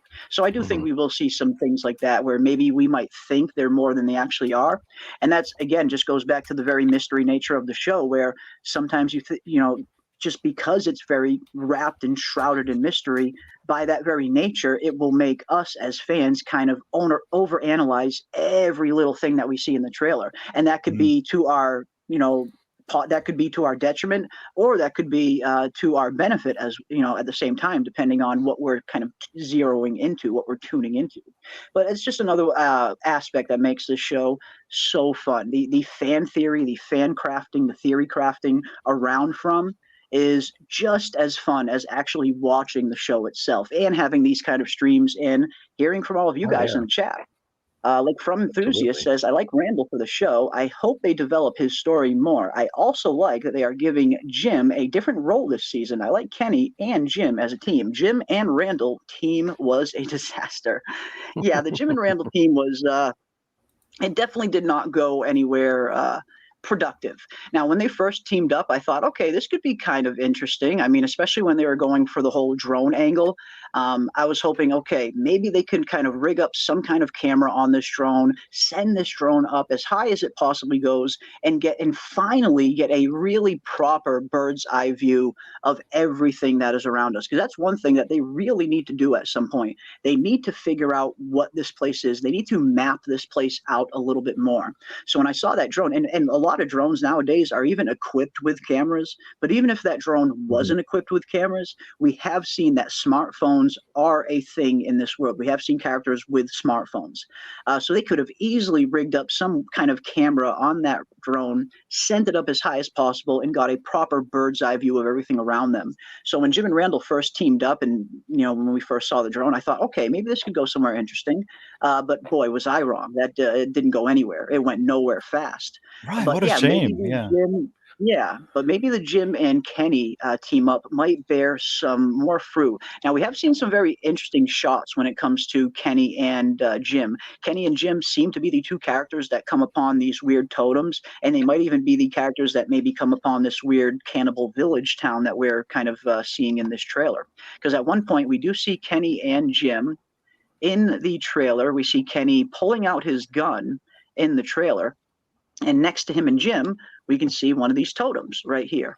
And of course, we did see some other shots that Ricky He, the actor who plays Kenny, he was posting some interesting things on his Instagram throughout the filming of season 3, but he was heavily editing these photos, so we couldn't really see what was going on. But at one point, we could see Kenny dressed in exactly what he's dressed in now, with some other characters, and it looks like they were carrying some kind of character that might have been injured. So something's going to be happening. Something is definitely going to be happening. Jim and Kenny, clearly they come in contact with something. They see the totem here. It looks like they're both looking in the exact same direction, and whatever they're looking at is causing Kenny enough worry to at least pull out his sidearm. So yes, I think this team up is going to be way more fun than Jim and Randall. I cannot wait to see what Kenny and Jim are going to be doing. And again, I think for Jim's character as a whole, he's going to be in a very interesting spot this year in season 3, as you mentioned. I like where they're potentially going with Jim's character. Not only this team up with Kenny, but I'm really going to be looking forward to seeing how exactly is Jim going to react to and adjust to Tabitha not being here. This is one of my things that I'm really looking forward to seeing the most. We know that Victor is going to come back to town without Tabitha, and of course Jim is going to be the first one with questions. So that is one of the aspects I'm really looking forward to finding out. How exactly will Jim handle Tabitha being gone? Could this potentially be Jim and Kenny maybe trying to go after Tabitha even? We do know that Victor sent Tabitha to the very specific bottle tree that seemingly takes people to the lighthouse. So could potentially Jim maybe follow in Tabitha's footsteps and try and find her? Although, Jim also has 2 children that he has to look out for. So that's what puts Jim in such an interesting spot in season 3, and seeing what choice he makes. Will he kind of risk making his children orphans by trying to bring Tabitha back by following in her footsteps? Or will he not want to risk that because he doesn't want their kids to be orphans? So Jim's going to be put in a very, very tough situation at the beginning of season 3 in terms of what does he do about Tabitha? Does he go after her, or does he stay behind and take care of the kids? And I'm looking forward to seeing how that storyline plays out. I think this is 100% exactly that. It's like, Jim will say, I'm going to look for my wife. You're not going to stop me. Nobody's going to stop me. I'm going to look for my wife. That's going to be his first instinct. And he'll be like, I'll be back before dark. He knows that he doesn't want to orphan his kids if something happens. He doesn't have a tent. It doesn't look like he has a backpack with who knows what in it. But, he's like, look, I'm going to go out towards the bottle tree that Victor's talking about. You're not stopping me from looking for my wife. And that ties into that little leak that Kenny made of like, we'll be back in no time. What could possibly happen? Or, what could go wrong or something. I think they just intend to go out, look, and then come back before dark. No problem. And then they come upon Cannibal Village, which again, I want to say this, shout out to the people because we got deep divers in every aspect of this show, and the Victor Peach map people, is it on there? They showed that other town, and that's what I think maybe this Cannibal Village is. Potentially be Cannibal Village. So you like people they had insisted that there was something else out there. And again, we hadn't seen any indication that such a thing was there. We also see the town that's like under a dome bubble thing too. So, and we had no indication that was true either. So, those of us who poo-pooed the idea or didn't give it a lot of credence, big shout out to the people who were true believers in there is another town out there, because I think that's what this other town is. I think Cannibal Village is it. Looks like there could be some other, not only another town out there, but a whole other group out there even as well. If this person that Jade is seeing it's hard to tell if this thing that Jade is seeing is a vision or if it's a real person, because we do know that whoever this person that is drinking out of that skull, it looks like they have a very fresh wound on their eye, almost like they just recently lost their eye. And that's what leads me to believe that that's probably more a vision. I mean, as much as I want that to be a real character, I'm leaning a little bit more towards that actually being one of Jade's visions, because we do know Jade's visions are physically capable of interacting with him. We saw the Civil War soldier literally stab him with the bayonet. And then in the trailer here, we do see that character seemingly coming up to and grabbing Jade. But that one wound on the eye, just considering how fresh that wound is, that is leading me to believe that it might actually be a vision that Jade is having. But who knows? It could very well be a real person too. So either way, I cannot wait to find out. But it does look like we are going to be finding some other new locations nonetheless, in terms of where those totems are located. When we see some of those buildings behind the totems that don't look like any of the buildings we've seen inside the town of Fromville. So yeah, we might be traveling to some new locations in season 2 and in season 3. I am all for it. A quick shout out to the Real Enigmas guy, because I'm not really into the word association stuff where everything is significant, but he did tie into 1609 being a date on the lighthouse, and 1609 being what's known as the starving time for the Pilgrims. It was like one of the worst times in the Jamestown colony when everybody started starving. And I think between attacks from the Powhatan Indians and starvation, they lost like 2/3 of the population of Jamestown, and were actually pulling up to leave because they were reliant on the relying on trade with the Indians a lot for the food, and their relationship had soured. Plus there was a 7-year drought prior to that, so there wasn't a surplus. They were literally they were eating dogs and rats and vermin. They ate horses that were sent as like reinforcements or whatever, and then they were actually literally digging up corpses and eating the flesh from the corpses, and eating shoe leather and stuff like that. And we've got very few. I mean, we had the 1864 relate to the Civil War soldier, and this is our first indication that there will be some significance to those dates with correlating to actual things that happened. And I mean, so tip of the cap to Real Enigmas because 1609, they could have picked any date, but they picked 1609, and that is literally what correlates to the starving time, that one winter where Jamestown colony was nearly abandoned. And the thing is, they were actually packing up to leave and abandon it completely when the new governor of Jamestown colony like intercepted them. He was just floating over, just arriving, and there's like, no, you can't leave, you have to rebuild. And they're like, oh fuck, that was one of those fug moments. But yeah, it could I be, want to give maybe credit where there's, credit's due. Yeah, you know. Maybe there's some significance to the dates that will be unveiled soon, because it definitely seems like those numbers that Tabitha saw, that I know she didn't really see them, we as the audience saw them. It definitely seems like those numbers are going to have some kind of significance on the plot at some point. And yeah, maybe, who knows, maybe that's maybe they're on the right track. Let me catch up a little bit here. I wished they somehow kept a worm. I don't know how they would, but it seemed like the worms were the thing that killed the monsters. And yeah, and that was pretty much the whole idea around trying to extract something out of Smiley's body in the first place, with the whole autopsy, the botched autopsy, where Christy doesn't even crack open Smiley's freaking brain. But yeah, that was pretty much the whole kind of purpose behind the autopsy. Let's see if we can extract something out of Smiley's body that can hopefully be turned into some kind of weapon. Can we weaponize these worms? Because yeah, you make a good point. It seems like, you know, we see Boyd give the worms to Smiley and it takes him out. It completely takes him out. So yeah, it would have been interesting if they could have saved a worm, but I don't know how they would have been able to do it. It would have been a tough. I mean, it's just so much about these weird entities that we just don't know. Yeah. Did we ever even see that? So much and so forth. We only ever saw the worms under skin too, I think. Yeah, we never saw a worm outside of it. No, the only time we ever see worms like actually outside is in the one vision that Boyd has of the ballerina when they start coming out of her mouth. Oh yeah. The earthworms, earthworms.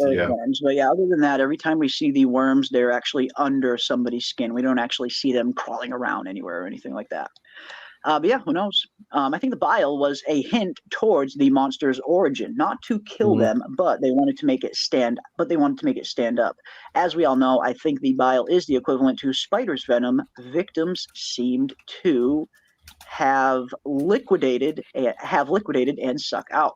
Yeah, again, I mean, I think it would. I wouldn't be too surprised if at some point that bile makes its way back into the story plot and has some other kind of significance. It does seem, again, just in season 2, just in the isolation of season 2 in and of itself, it did seem like a little bit more of a red herring. But that's not to say that this bile isn't going to have some other kind of use some way down the road. And again, we really don't even know what happened to the bile. Did Boyd use all of it on the bullets? Is there still a little bile left somewhere that they're maybe keeping? Like, what exactly did they do with the bile? Boyd, they at least seemed to be under the impression that it was useless and didn't work as a weapon. So I don't know if they would have kept it or thrown it away. It seems like something that you would probably want to just keep just in case. I mean, this weird kind of monster bile, who knows what this will be used for? But at that point, I wouldn't be too surprised if we see the bile come back into play in some shape or form.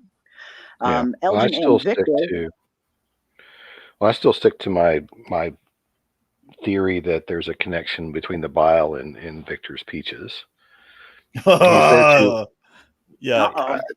I still think that that's the case where he was. I think that they tried to convert him to a monster and it didn't quite work, and so he's constantly eating peaches for whatever reason. But I still think there's a connection. Keeping him from turning. Maybe that'd be interesting.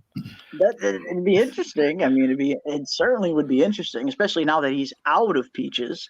Yeah, I hope not. Hope not for Victor's sake. I hope not for Victor's sake. Maybe the monsters are using the organs of the people they kill to make other monsters. Yeah, no, that's another thing we're not quite sure what exactly the monsters do. We see these monsters completely like skinning these people, and in some cases, yeah, it seems like some of their organs are just completely missing in some cases, like the case of Megan in the very first episode, young Megan, the first victim of the monsters. When we see her the next day, it looks like her entire rib cage was scooped out with a freaking ice cream scoop. So yeah, what exactly is happening? I have been seeing a lot of people ever since season 1 asking what exactly are the monsters doing to these victims? Do they eat the organs? Do they do something else? The show hasn't really answered that yet. We know that they completely flay their victims open, and in some cases, it seems like some of the organs are missing. But what exactly are they doing with these organs? Do they need it for food? Is it some kind of sustenance, or are they doing something else? I've seen some pretty interesting theories, but in terms of what the show is telling us up until this point, I have no idea what they are doing. We do get that one scene in season 1, the Colony House massacre, when Jasmine eventually does get into Colony House. The first thing she does is bite off that dude's tongue and instantly spits it right out. Not only does she instantly spit it right out, but after she kills him, she goes up to the bathroom mirror and starts cleaning herself off. So it's really hard to tell if they are eating these organs or if that was maybe evidence that they don't eat these organs, considering how fast she spit out that dude's tongue. So yeah, it's one of those things the show just hasn't really answered yet. What exactly are they doing to their victims? Yeah, I definitely believe that. I mean, I'm of the group that believes that it's fear and that's what powers the town. Maybe even like provides literal physical infrastructure power. But like the more and I think they've alluded to it, talking about the screaming, and then the screaming stopped once the talismans came around. But I think there's more of a terror aspect to it, and I think that's why they eat so messy. I mean, I don't even think they're actually eating. I think they'll kill somebody in a gruesome way, the same way Donna relates this. If you believe Donna's story about her sister, they ate her face, or they basically killed her over a long period of time. The more terror, the more fear, the more anxiety that they can deliver. Somehow that is what the monsters want to derive. That's what they want to generate. And somehow they benefit from that, whether I don't know exactly. Again, I mean, I'm sure that that's one of the things that will be explained. Yeah, maybe. But I definitely think that that's part of it. And again, keeping people like Boyd alive. I mean, yes, he's a main character, so he's going to have a certain amount of plot armor anyway. But he's also, again, we're seeing the screws tighten on everybody. We're seeing Donna break down. We're seeing Boyd, being pushed to the brink, and them literally telling him that we're going to try to break you. I think that's really what they're, at least for the monsters, what their goal is. Even if they're just a tip of the spear and there's an entity or something else handling the spear. I definitely believe that the monster's role in the town is to be generators of that kind of negative emotion of one kind or another, and that is what, and somehow they derive a benefit from it. Maybe the entity derives benefit from it or something, but that's what the monster's role is, at least. To get that going. It definitely seems like fear is playing a very big part of the show. A lot of the characters seem to think fear is some kind of aspect, and hope as well. At the end of season 2, we definitely see hope kind of get thrown into the mix as well, in terms of it's not fear that the force feeds on, that it's hope. But then again, that is also coming from the entity who could have just been trying to manipulate Boyd. Exactly. It does seem, in one way or another, it does seem like fear plays some kind of aspect in the town of Fromville. And even with the theory that Sarah has in terms of people's fears being physically manifested inside Fromville when they die, potentially, is at least what Sarah thought happened with the cicadas, in terms of that being her brother's biggest fear. But yeah, I love it. And that's another Randall thing. Well, go ahead, please. Yeah, I just want to catch up a little bit. We got some really good stuff here in the chat. Randall is a loose cannon, and usually those types of people make things get messy. I just like that he's not very trusting, which is how I'd be in Fromville. I mean, you have to put yourself in that kind of situation as well. I mean, we're watching the show as an audience member, but yes, if myself was stuck in a town like Fromville, I would be incredibly mistrusting of everybody around me, especially mistrusting of the fact that it seems like they've been in this town for a while and nobody's even trying to escape. So yes, if I was Randall, you can kind of understand why he might be a little hesitant to trust anybody. But I do agree with you, Leo, in terms of Randall being one of those kind of loose cannon characters. And like you said, those are the kind of characters that can usually end up getting not themselves hurt, but usually they end up getting people around them hurt, like Dale, for instance, in season 2. Where Dale is very much one of those characters who is a loose cannon. He sees this food shortage getting worse and worse, and it ultimately leads him to doing something incredibly stupid. So you guys have heard me say this in the past. Fear, and this is something that is true in every walk of life, fear makes humans act incredibly irrational. And what kind of deeper fear would someone have than being stuck in a town like this? So just putting myself in Randall's shoes, trying to anyway, I could understand why he would at least be mistrusting. I mean, he doesn't have to be the dickhead that he is, but I would definitely understand him being a little mistrusting. This is an interesting one as well. I am not sure Tabby is released from the hospital. Maybe she escapes because they think she is crazy. I really like this, Robert, because I guess it's going to come down to what exactly is Tabitha going to say. I mean, from what we heard at the end of season 2, Tabitha was seemingly found on the side of a hiking trail and had been there for a few days, or she had been out for a few days. A couple of hikers found her on the side of a trail. So what exactly is Tabitha's story going to be? Obviously, there is definitely going to be officers that are going to be inquiring as to what happened to her. And then if they successfully identify her, they're going to find out that she is a missing person. We see the missing persons reports all over the place in terms of all of these characters were seemingly made onto missing poster billboards. So the entire Matthews family has been missing for at least a few weeks or a month or two up until this point, since they've been arrived here in Fromville. So I guess that's going to be the big question. What exactly is Tabitha going to say in that hospital when authorities or someone does eventually approach her? Because I have to imagine authorities are going to approach her, this unknown lady who gets kind of just found on the side of a hiking trail. That is usually the kind of thing that the hospital would alert the police about. So yeah, I guess that's going to be a big question. What exactly is Tabitha going to say to authorities? And is she actually going to say the truth? And if she does, I could definitely see that playing out, Robert. If she kind of comes out and says, I was stuck in this weird kind of nightmarish hellhole that with no hopes of escape, where monsters come out at night and hunt you, unless you have this magic talisman that keeps you safe. Yeah, it's that's the kind of thing you get thrown into padded rooms for, unfortunately. So yeah, it's going to be interesting to see how that kind of all shakes out, and what will Tabitha be forthcoming with when she does, come to, and will they successfully identify her and find out that she was indeed a missing person? And if that is the case, they're going to have even more questions for her. So I like it. What if the cop that we see, what if it's from that same hospital and there's not, and she just happened to be one of the people that found Tabitha, and she winds up in the town? I'm just spitballing. It just popped into my head. I figured I'd throw it out there. I'm Then not they would. I sure. guess I it would. mean, I guess that would kind of wreck any suspense about for the town knowing not, because then the town would know that that Tabitha had gotten out, so it would kind of ruin any suspense for it. So it's probably not going to be the case. But yeah, I don't know. Who knows what's going to be happening? I get the yeah, feeling the cop in the ambulance. I get the feeling there's going to be some kind of connection that maybe they have with somebody inside the town. But yeah, in terms of the Tabitha connection, I suppose anything's possible. It's not really something I thought of, but yeah, it's probably it's wrong. again, it's one of who knows? Who knows what's going to happen? It's very interesting.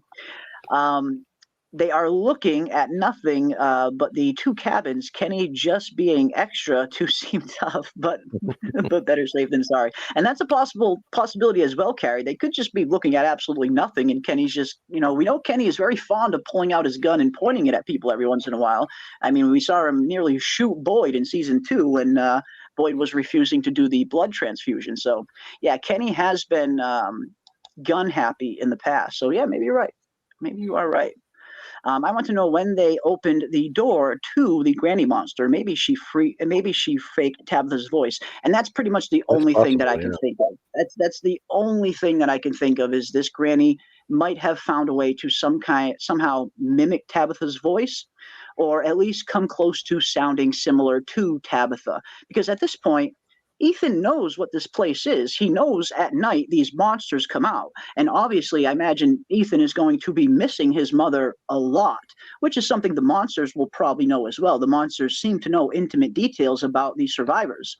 So, yes, this would be kind of the perfect way for a monster to maybe get inside one of these houses, pretend to be Tabitha, play on Ethan's emotion, saying, "Hey, it's your mother, I'm back." That's like really the only reason I could think of that Ethan would open this door like this. I can't really think of any other reason how Ethan would arrive at this point, unless he's in some kind of weird trance and someone is making him open this door, which it doesn't seem like. When we see him, he looks pretty normal. That's the only other thing I can think of, that maybe she is in some way, shape, or form mimicking Tabitha's voice and getting Ethan to come to the door. I just can't think of any other reason why Ethan would open that door Mm-mm. at night. He knows the significance of a door being closed at night with the monsters out. So I like it. Yeah. I think it's possible. I think it is possible. I wonder if the writers come to these chat things and get suggestions off us. LOL. I don't know. I mean, at this point, I wouldn't be too Possible. surprised. It definitely seems like they keep at least an ear to the ground in terms of some of the stuff that the fandom talks about. So yeah, I wouldn't be too surprised if they maybe watch a video or two every now and again to kind of get the pulse of the fandom to see what we're kind of discussing, because there are Yeah. a lot of kind of prominent channels out there that are discussing From. We've been championing this show since season 1, as a lot of you guys have as well. So I wouldn't be too surprised if maybe they watch a video or two every now and again, just to kind of again take the temperature of the fandom and see what we're kind of theorizing about. If Yes. I was a Yeah. writer, it's the perfect kind of research you would want to do for a show like this, a show that is just covered in mystery. You know that just by its very nature, the fans are always going to be theorizing about this show. So if I was a writer on the show, I would absolutely be watching some of this content on YouTube and some of these other places, just to kind of, whether it's for inspiration purposes to get ideas, or just to kind of get a sense of where the fandom is kind of at.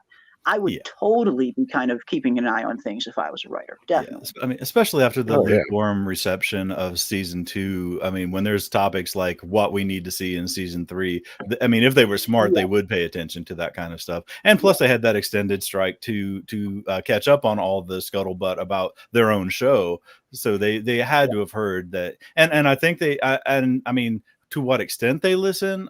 I think they definitely listen. I don't know to what extent, but when we say like make monsters great again, everything we've seen from the season 3 trailer, seems like they at least listened to that part of it. The Bring back monsters the seem to horror be back roots. in full force. Yeah, and that's one thing that, again, I love both seasons. Don't get me wrong, I love season 1 and 2, but I definitely like season 1 a little bit better than season 2, and that's why season 1 kind of really kind of played to its true horror roots, and it was very scary. Like season 1 was super scary. Not that season 2 wasn't scary, but season 2, just in my opinion, it had the monster factor a little bit better. Whereas in season 2, towards the second half of the season, the monsters, it's not that the monsters became kind of useless, but the story definitely kind of clearly became about this cicada entity and defeating this entity. And that just by natural, consequences, going to push the monsters to a little bit of the back burner. But yes, in season 3, just based on some of these trailers, it looks like the monsters are back with a vengeance. I could definitely not be more excited.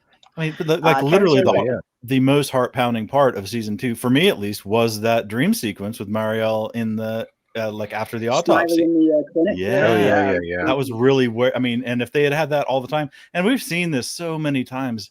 I'm gonna go on a huge tangent. I always do. We've seen how people pace things and where they put important scenes and important moments in over the course of a whole season, and that's the writers, but it's mostly the showrunners for setting the pace. And we've seen that with House of the Dragon.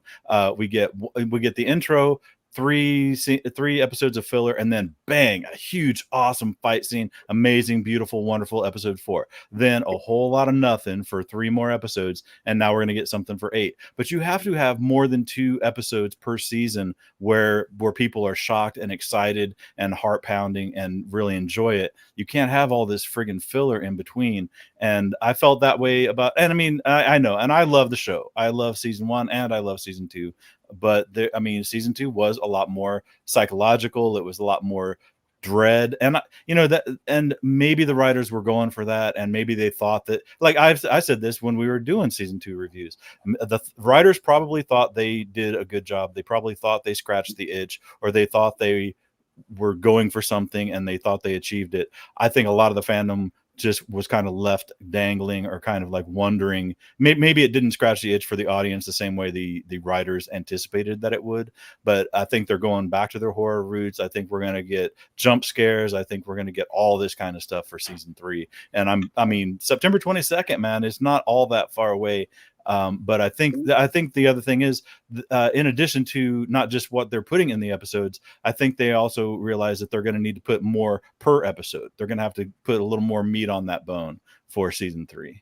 So that's my little rant.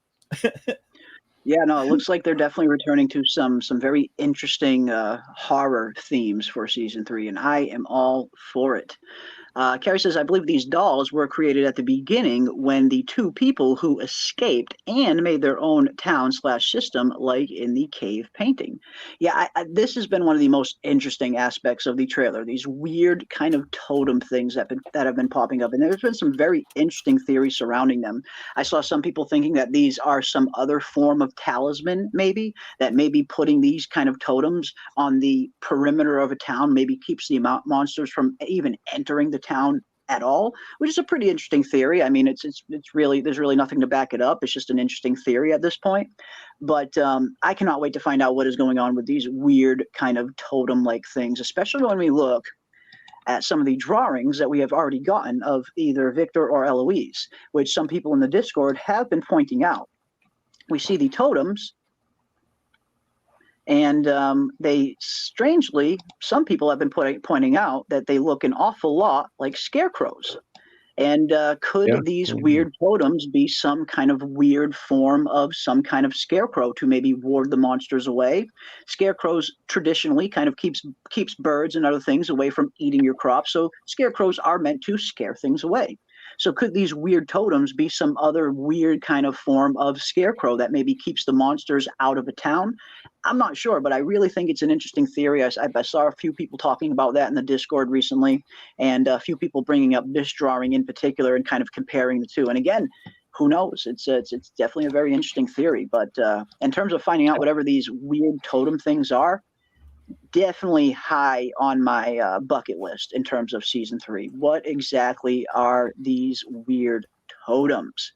And I get the feeling we'll find out, if nothing else. How literal? I think we'll find out. How literal do we think that might be? I mean, if there's scarecrows, I mean, we do have the crows that appear in the show. So are they maybe to scare those off? Maybe whoever lives in this village knows more about the town or Fromville than the people in the town know. Yeah. And so these are scary. I don't know. Who knows? At this point. Impossible to tell. One thing I have noticed, though, wherever these totems are located, at least here, it looks like there's no snow on the ground. So that's another interesting aspect as to what exactly these totems are and where exactly these totems are. Do Kenny and Jim at some point, travel beyond where snow has been falling? And that's another thing. We just have no idea how big Fromville is. We know that it seems to be surrounded by acre upon acre upon acre of wilderness, but we have no idea what else is really out there. So hopefully we find out a little bit more. And again, I love the prospect of maybe Jim and Kenny kind of venturing out into the woods to try and find out what else is out there, whether it's them trying to look for Tabitha or whether they're on some other kind of mission. I like the idea that they might be kind of going beyond the perimeter, going further than they've ever gone before to see what else is out there. Because that's been one of my biggest questions on the show since season 1. What else is out there? We know there's these weird lighthouses out there. We know that there's other weird structures like the one that Boyd first encounters Martin in. So we know there has to be some other things out there. And based off the season 3 trailer, it almost looks like there might even be a whole other small town out there that we might not have seen before. So that is definitely one of my biggest questions going into season 3. What else is out there? What else are they surrounded by? Yeah, and I don't regret calling it Cannibal Village, even if it's only 2 houses. It is forever Cannibal Village. Yeah, this is definitely Jim and Kenny looking for Tabby. Okay. The supposed lighthouse bottle tree could send them to Cannibal Village. Instead, because the evil entity won't let them get to the lighthouse. That's interesting. That is very interesting. Yeah, I mean, there's still just so much we don't know about these bottle trees and how they operate. Does that one bottle tree always take people to the lighthouse? It kind of seemed that way in season 2, the way Victor kind of made it sound. He specifically says this tree leads to the lighthouse. And Victor knows how some of the other trees operate, how it can kind of be a random destination. And I wonder if the bottles being in that faraway tree have something to do with that faraway tree having a specific destination. Because that's really the only difference between that faraway tree and all the other faraway trees. Every other faraway tree we've seen, at least as far as we've seen, hasn't had any bottles hanging in it. Yet this one faraway tree that seems to specifically lead to the lighthouse has those bottles in it.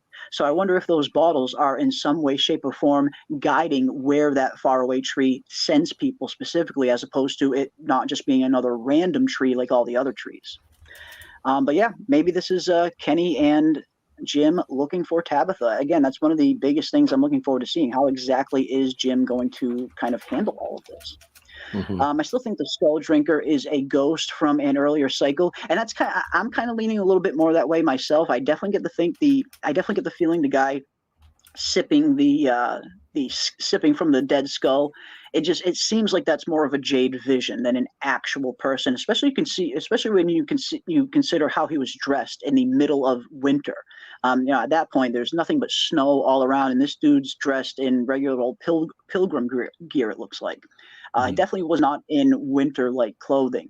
So yeah, I don't know, just how that kind of scene came across to me. It seems like it's a little bit more of one of those Jade visions. But who knows? Maybe it's a real person. I guess we will find out.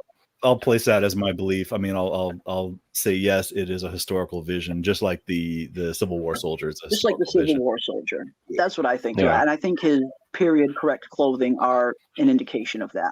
And again, the fresh wound that we see on his eye.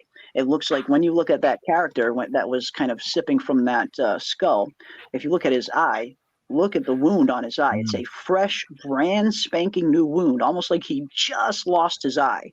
So that is what's kind of leads me to believe even more that this is probably a vision that Jade is having and not an actual person. And this will be the second time the character in the historical vision has a makeup effect or some kind of something, because the Civil War soldier had a burn.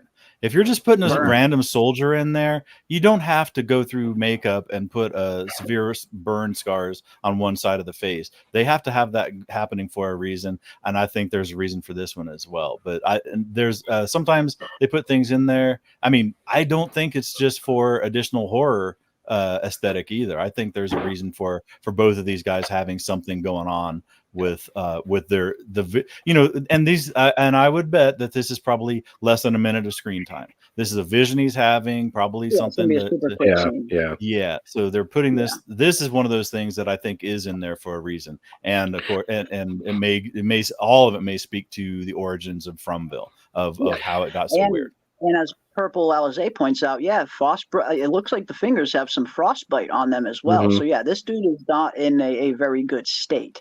But yeah, I get the feeling it's a vision. I mean, again, it could be a real person. I guess we will find out sooner or later. Or it could be smoke. It could be burn. Because his sleeve is black too. It could be. Yeah, it could be a burn as well. I think it's going to be a super quick scene. I think it'll be about as much screen time as the Civil War soldier that Jade saw in season 1. We'll see this dude appear, sip out of this skull, and then it seems like this dude then walks up to Jade and grabs him. And then while he's grabbing Jade, I think the scene will completely shift, and we'll see that Jade's right there alone, that there's nobody really there, that it was a vision. That's kind of how I see the scene playing out. But we are closer and closer to finding out exactly what is really going on. If they do meet another group / town, maybe that'll solve the food shortage as well. And it could. It very well could, but I also like your other thought here, Leo V, as well. With problem with finding other groups, they could have ill intentions and take what Boyd's group has, etc. We learned this from The Walking Dead. It's never good meeting other groups and not get robbed / betrayed. That's a very good point. I mean, if the townsfolk do kind of come upon some other kind of village, cannibal village, some other kind of group out there that has actual living people in Fromville, that might not necessarily be a good thing. Yeah, on one hand, maybe it could be an opportunity to open up some sort of trade or to kind of share intel and maybe work together to find a way out of this hellhole. But on the other hand, yes, now that's just another threat that they're going to have to potentially keep an eye out for. And unlike the monsters, the threat of other people out there aren't going to keep you safe with talismans. The talisman might keep a monster out, but if you have other people in Fromville that are meaning to do the town harm, those talismans ain't going to do a damn thing to keep people out. So it is a good point. I guess we'll have to see if there are other people that they're going to run into. What kind of people are they? Are they the kind of people that they could potentially trust and build some kind of relationship with? Or are these other people just simply going to be another threat that they have to be on the lookout for? Because again, talismans might keep the monsters out, but it's not going to keep people out that are trying to raid, Fromville essentially for its supplies. So yeah, I like that. I guess we'll have to see. Yeah. I looked up the 9th day on the lighthouse, and I believe 1713, and in real life, it was the Molasses Act. Okay, interesting. Yeah, it definitely seems like these dates are going to have some kind of significance. I don't think they're just random dates written on the wall. Obviously, it's very kind of akin to Lost. It definitely reminds me of Lost anyway, in terms of the 4, 8, 15, 16, 23, 42 numbers that we hear very early on in the series, and that continue to stay a pretty decent part of the series. But I do think these numbers and these dates, I do think they are dates. I do think they're going to have some kind of significance for sure. Tyler B says the issue with Tabby really isn't just that she's a missing person. She could explain that to the cops easily. It's that she disappeared with her family still missing. That's my own point. That's a good point, Tyler B. That's very good point. We saw the entire Matthews family has been missing, and then Tabitha shows up just by herself, no other family. That could potentially even throw some suspicion on her, as opposed as people asking like, "Hey, what'd you do to your family, lady? How come they're all missing in your book?" That's a good point, Tyler. That's a very good point. I like that. I like that a lot. You're just driving through the desert, on the way to Yellowstone. It's an interesting point. I mean, it could potentially cast some suspicion on her at the end of the day, because the entire family was missing, yet you come back just by yourself, nobody else, your family's still gone, and even worse, you come back with this story about your family being trapped in some parallel universe town where monsters come out at night. Yeah, you're going to be a suspect in a missing persons case at that point. You are going to be a suspect. Hey, no body, no crime. No. It's no body, no crime. No body, no crime. This is true. This is true. Another thing to remember, our town is the 1978 town. Hasn't been updated since then. The two cabins may be from an earlier cycle before 1978. It looks too basic, 18th, 19th century cabins. And they definitely do look a little bit old, a little bit dated. Probably, 18th, 19th century, maybe even 17th, the earliest. But yeah, they definitely do not look modern. They look like they are older kind of log cabins that you would see built in maybe an 18th century time period. And yeah, there has been a lot of very interesting theories in terms of people thinking that the town hasn't quote unquote updated because it is still stuck in this kind of 1978 cycle that it hasn't had a chance to kind of restart on because Victor is still alive. And those have been some pretty interesting theories. I like those interesting theories when it comes to this town kind of being stuck in some sort of weird perpetual loop that just keeps repeating and repeating and repeating.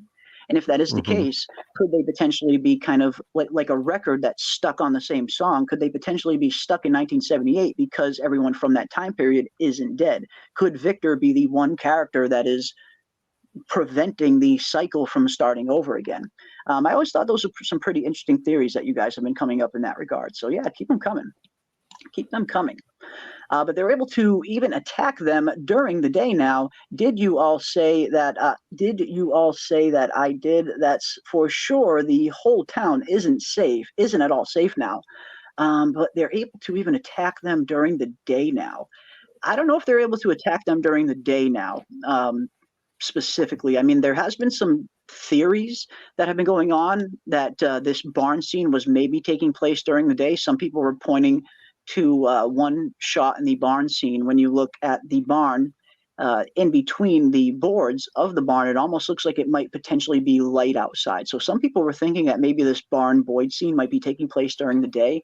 I don't think that's the case. I mean, I haven't really seen anything yet that points to the monsters coming out during the day. I mean, maybe I missed it, but just me personally, I haven't seen anything that points to the monsters coming out during the day yet. Anyway, at least again, maybe I missed it, but I haven't seen anything pointing to that. I think in the first trailer, people were saying that. I think even Scarlett, might have been. I want to give her credit for that if she was the one to catch it, but said that there was like a sliver of light they could see in the barn. But I'm not right here. Oh, okay. That's where a lot of these theories came from. People saw the light in the barn in between the boards and thought that maybe this could be taking place during the day, but it doesn't look light enough to be during the day. That looks more like nighttime moonlight to me. Okay. But again, who knows? It could be. It very well could be. It could just be It could just be something just from when they shot it, that they shot in the daytime and they didn't cover up everything. Maybe. That's possible too. That is possible too. No one else was announced as new additions to the cast. So if they are actually people in the cabins, either they're going to be killed off fast or they won't be revealed until the finale, in my opinion. Yeah, that could be the case, or they could just potentially not be main characters. There could be extra additions that are just kind of background characters that don't really have big roles to play, but could be other people in Fromville. Or yeah, maybe it's something that they just want to keep on the hush. Definitely possible. I mean, casts and shows have definitely been known to not announce all of their casting sometimes in order to avoid spoilers. So yeah, just because they have announced 2 new characters in season 2 doesn't mean that that'll be the only new characters we get. But yeah, it's hard to know until I guess we see the season. Geez, I hope the new town doesn't jeopardize Fromville, causing the massacre. Ooh, interesting. And yeah, it adds a very interesting aspect to the show itself. If the Fromville people do find some other kind of weird cannibal village town, it is going to add a very interesting dynamic to what is already a very high tense situation for the survivors. Again, I mean, it's a whole different ballgame if you have to worry about other people attacking you on top of these monsters. It opens you up to so much kind of sabotage. If these are real people, I mean, all it takes is one person sneaking into their town at night, opening one of these doors without them knowing it, and monsters flooding right on in and killing everybody in Colony House. So if there are people that they have to worry about on top of the monsters, this instantly gets 10 times more dangerous. So yeah, hopefully not. I guess we'll have to wait and see. And I also want to say that I've named those cabins Cannibal Village, even though the 100% about the Cannibal Village, I mean, I guess it's the totems that give it that name, but I was doing it based off of that I guy thought it was the drinking the dude blood in skull. Jade's vision. he Yeah, was drinking and out Jade, of- yeah, he's not even in. That was Jade's vision, and it's Jim and Kenny that are seeing the village. So it has nothing to do with anything. I'm just saying this shit. But it is Cannibal Well, one Village. thing that I noticed is that we see right here when Jade is seeing this guy, whether it's a real person or whether it's a vision, it looks like we see the same red rock in the background that Jade is looking at earlier in the trailer as well. We see this one shot of Jade with his hand on this weird red rock right here. And what exactly is this? This looks like it's the exact same scene as to when that guy appears. It looks like Jade looks over and boom, this dude is just all of a sudden there. That's another kind of thing that leads me to believe that it is probably a vision and not a real person. Just But like what when exactly Jade touched is the this bloody red- tree. Touched the tree and the Yeah. blood came, Oh, and then yeah, the Civil yeah, War yeah. soldier. He's touching these things and is bringing back historical memories. I can't remember what the word. wonder- It's not clairvoyance or something. Like, you know, when you touch an object and you can see like the previous owner or whatever, that mystical belief or whatever. I think that's what he's doing. He's touching these elements of nature. Also, it's always an element of nature. It's a tree, it's a rock, it's something, and that's super cool. And the thing is, here I go on another tangent, but it was so cool that you know, because we were scrounging for more of the story. We always get in season 1, or like when Jade touches the tree and gets and sees a Civil War soldier, that kind of stuff, when Jim's like up there setting up the trying to hang up the antenna or whatever. We got that vision and then nothing else. And we're like, we had one data point and we're trying to connect two things, but we never had that second data point. Now finally we're getting a second data point. We've got 1864, we've got him touching a element of nature of the town, and boom, here comes some a figure from a time period that's listed on the lighthouse, Tabitha's lighthouse. Then he touches the rock. Boom, here comes somebody from 1609, and he has a vision of it. So at least we have a second data point. Yeah, and I almost wonder, because when Jade touches the tree, it's because he sees the symbol on the tree, the symbol carved into the tree. I wonder if there might be a symbol on this rock as well, and that's what makes Jade kind of, because it seems like Jade is, you know, he's checking this rock out with some kind of, you know, interest. It doesn't look like it's just a random rock that he's leaning on. So I wouldn't be too surprised if there was maybe some kind of symbol carved onto this rock that Jade recognized him, and that kind of lures him to it. And this was also another thing I was thinking about as well. I see you guys saying in the chat, Carrie, this is exactly the thing that came to mind as well for me. A freaking boulder. Could this be tied in any way to the man that is literally crushed under a boulder? That's what I was thinking too, in the very first vision that Jade ever has. That's the first time Jade ever sees the symbol, when he is down there in that root cellar, followed by that, seeing that dude crushed by the boulder. And when I saw this scene, I'm right there with you, Carrie. This was exactly what I thought of as well. I'm like, could this potentially be tied to that boulder that Jade saw in season 1? It's just, again, just a lot of evidence seems to be pointing to this weird skull dude being a vision and not being a real person. And that is definitely where I'm kind of at right now. But no, I thought of that too as well, Carrie. It instantly reminded me of that freaking boulder. Yeah, who knows? Yep, that's what I thought too. Who knows? It's again, it's just so awesome to be back here talking From with everybody. I really appreciate each and every one of you coming out here and joining us. And again, I am going to bring back the Fromville Hour streams. We will be live every single Wednesday like we used to. I know it used to be on Tuesdays. Tuesdays a little tough for me nowadays, now that I'm back at work. But every single Wednesday night, we will be live again, just like we used to, leading right up into season 3. And of course, when season 3 does start, we will be doing a pretty similar format than what we did for season 2 in terms of pre-shows, after shows, live watch parties, the whole shebang. We will be doing all of it this year, just like we did for season 2. And it just feels so good getting back into From. I've been waiting so long for this show to come back. This is definitely my personal favorite show that is on TV right now. I love House of the Dragon too, as well. Don't get me wrong, but season 2 of House of the Dragon has been a little disappointing at times. It certainly wasn't the season I was expecting. But for me, I think it's because From doesn't have source material that I kind of favor this show just a little bit more. Just that extra, it adds an extra layer of excitement. Just for me as an audience member, not knowing what's coming, knowing that there isn't some kind of source material I can run back to and get all the answers, and know that pretty much all of us in the chat, in the Discord, watching these shows, we're all on the same page, and we all are collectively trying to kind of solve all of these mysteries together as a whole. And that's one thing I really, really appreciate about everybody in the chat. You guys have really created such an awesome little community here that has kind of sprung up around From and some of these other shows that we cover. And again, I can't thank each and every one of you enough for all the support you guys have shown the channel, and for continuing to come back and hang out with us and diving into these weird, strange, and wacky shows that we like to dive into. But yeah, for me, when it comes to shows, From is definitely my favorite show that is currently on TV right now. And I'm so freaking pumped that we are getting closer and closer to season 3 hitting our screens. And I do believe I'm going to try and do a premiere watch party the night that season 3 actually airs on September 22nd. We'll probably do a big watch party that night, either here on the channel or directly in the Discord.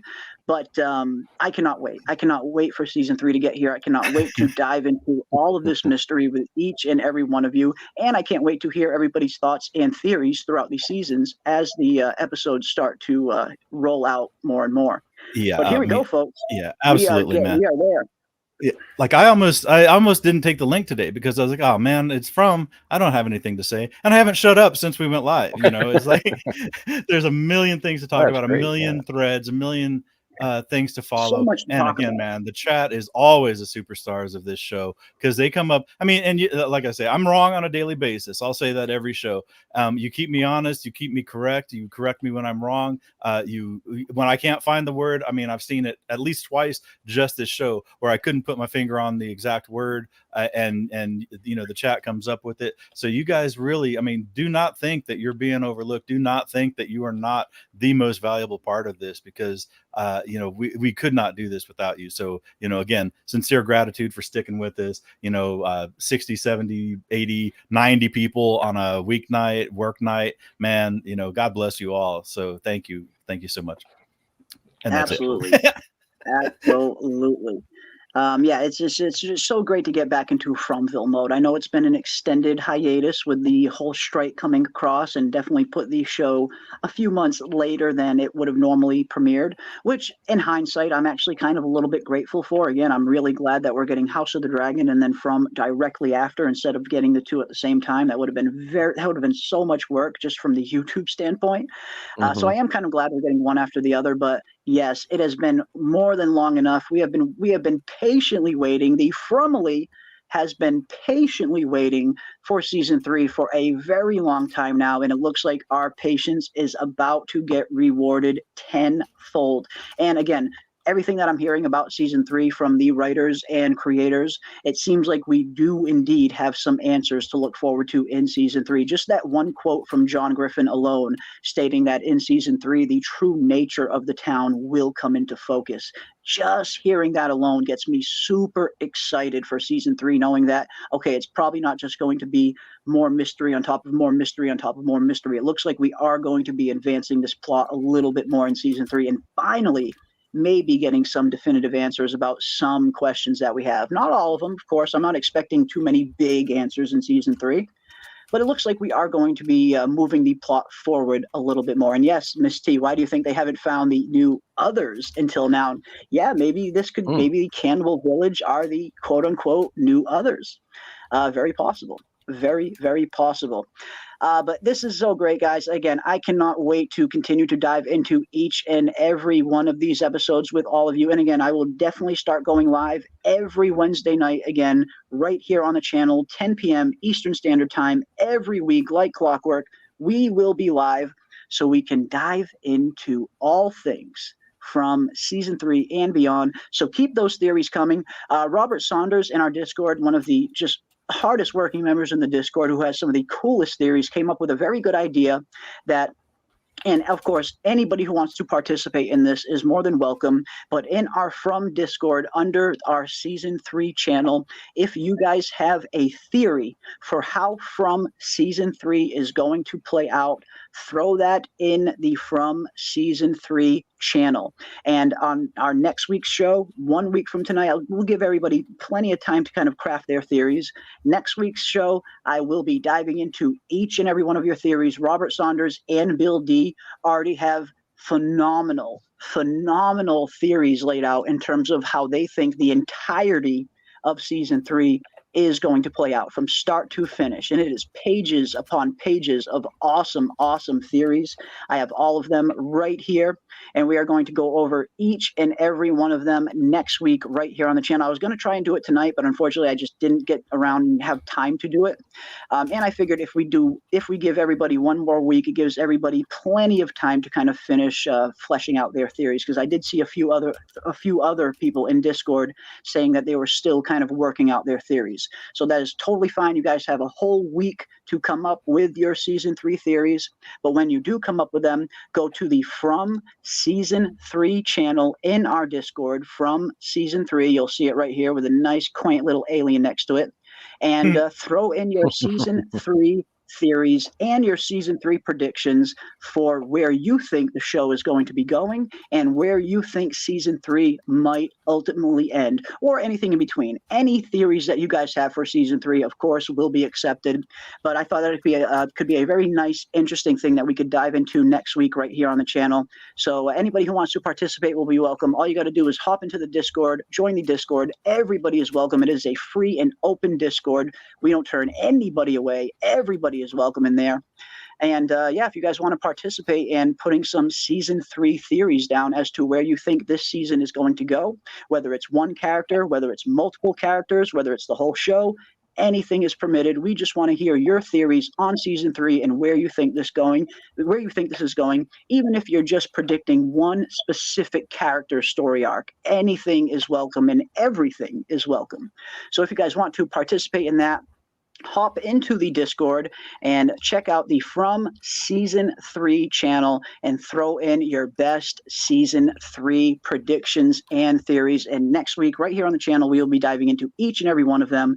And I cannot wait. It seems like Bill D and Robert Saunders put down some incredibly detailed theories on how they think the entire season is going to go. And it's such an interesting read. Even if you're not going to participate and put your own theories in there, I would highly recommend getting into the Discord and checking out some of these theories. These guys worked really hard on some of these theories, and they're super intricate, very detailed, and I cannot wait to share them with each and every one of you guys next week. You guys are the absolute best. I can't thank you all enough for all the support you guys have shown us. We recently blew right by 20,000 subscribers, which is something I never thought would happen on this channel.